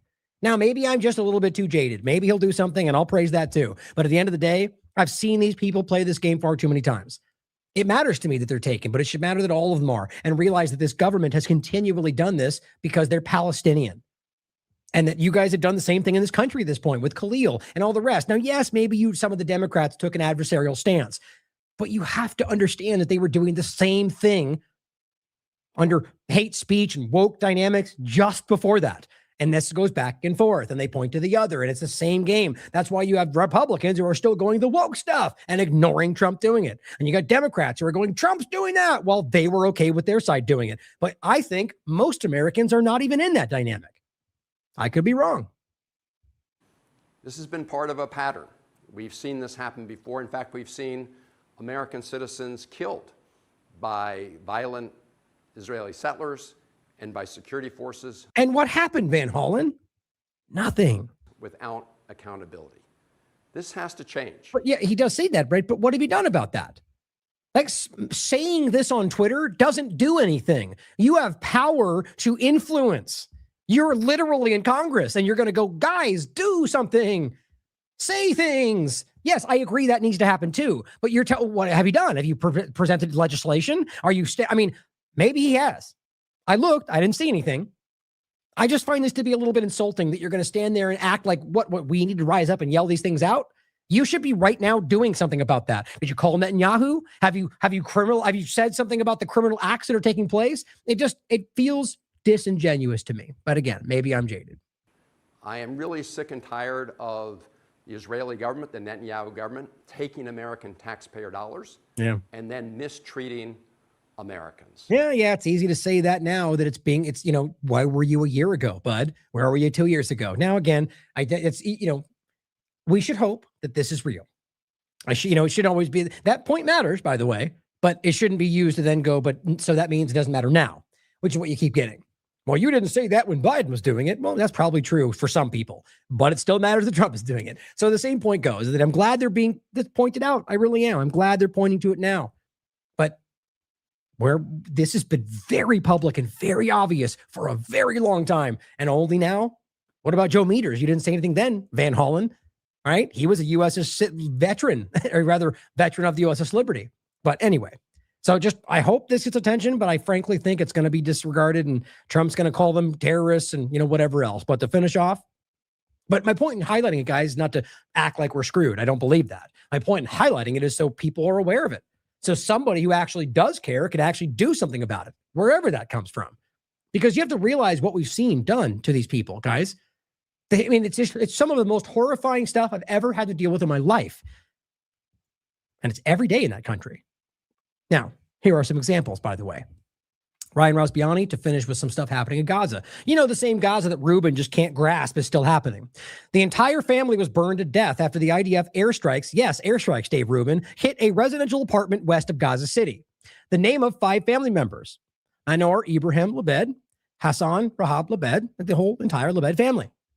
He says, I'm at a loss for words at how many times we have seen this happen, and the world allows it to happen again and again. Yeah, because of the stupidity of people like Dave Rubin, where you can continue to pretend it's not happening. Or the dishonesty, whichever way you want to look at it, it's the same problem.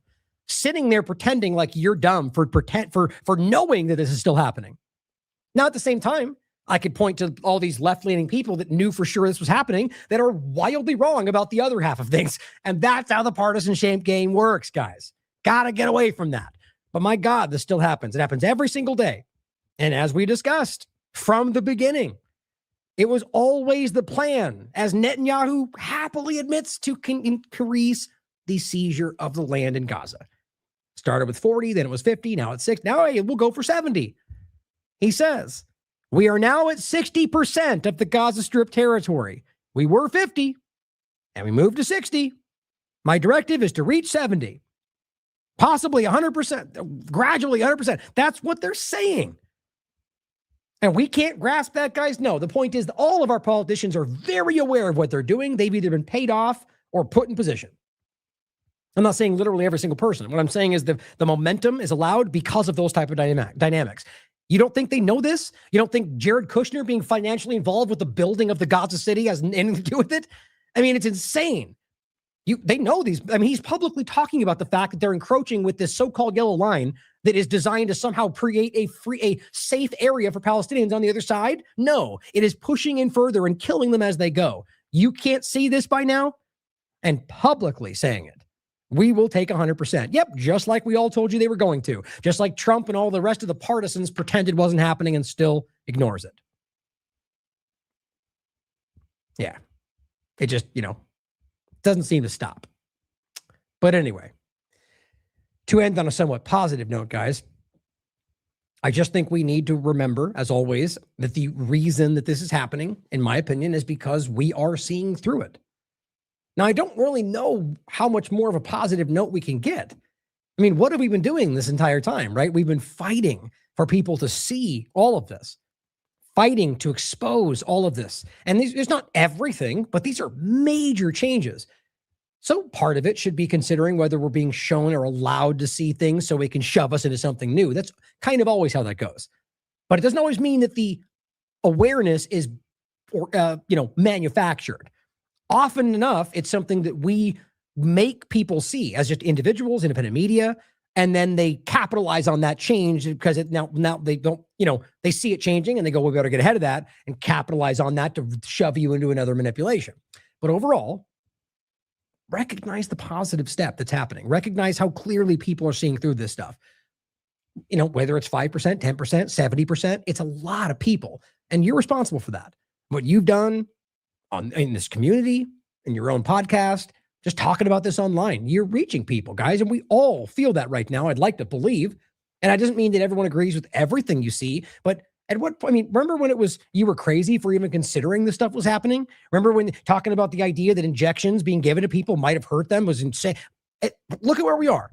You're having this stuff discussed at the level of Congress now. That's because of you. Now, just recognize that, take the win, and realize we have a long way to go. There's a lot of stuff to, as I've said over the years, we need to reevaluate the way we see success. I don't think this is something that ever stops. It's the never-ending battle of good and evil, guys. It's never going away. So we play our role. We fight for the good. So just own that and take the wins as you go forward and keep fighting. You know, I mean, it is a positive thing. Now, as always, while we are, let's just say, on the, you know, in the never-ending battle of good and evil, we're gaining some ground, if you will. The evil's going to want to make you feel uncomfortable. And my God, is that obvious today, guys? They want you to feel pressured. They want you to feel poor. They want you to feel, you know, everything that's coming down around you, I think, is about driving you into a place where you accept whatever they claim the solution is. So just prepare yourself for that. I know you guys understand this. That's why you're here. But we're doing it together. Help people see it. Thank you for tuning in today, guys. Like we just discussed yesterday, right? We put this out because I think it's a valuable concept. I mean, what we're doing, I think, is valuable. So as the product, if you will, of what we're doing, let us know what you think that's worth, right? It's not free. We put this out because we want somebody to show us what it's worth. But if you think it's worth zero, then that's what you show me. Hopefully you'll still watch it. Hopefully you'll still ingest the information. I'm okay with that. If you think it's worth $0, I'm okay with that, as long as you watch it and share it. But if you feel like it's worth a little more than that, if you feel like what we put into this is worth $1, $10, whatever you think it is, then show us that too. And I genuinely mean that. I mean, it really comes down to what you think this is, you know, the value of what we're putting forward. And as Derek was highlighting the day, that with his Substack, you know, he puts out some amazing work on there. It's just, you know, conscious resistance, but also TLAV articles. And what he's putting on there is important stuff. But he pointed out that he gets like, I think it's like 1.52 or something like that, 1.2% of all of his subscribers are actually donating or invested. And maybe that's what people feel. Maybe that's the only group that thinks it's valuable. I find it hard to believe, frankly. The point was, though, if you believe in that work and you want Derek's work to continue, or in this context, TLAV, well, then, you know, that's the choice to make. Is it worth that $1? Is it worth that? You know, but again, I want to come back to the point, as always, that it's not about the money for me. It never has been. Because obviously it's laughable to even say that, seeing as how it's a wild struggle to actually make this work, because, you know, they're doing it for the money. It's like, good luck. But the point is that it's never been about trying to guide this in a way that will make this profitable, as much as that seems counterintuitive. I'd like to believe that in a world where all of you want I think most people are fighting for something good, that people will gravitate towards something that is honest and genuine and principled. So I put my faith in that. If we build it, they will come. That's where we are. So let us know if it means something to you. Thank you for tuning in today. I love you all. As always, question everything. Come to your own conclusions. Stay vigilant.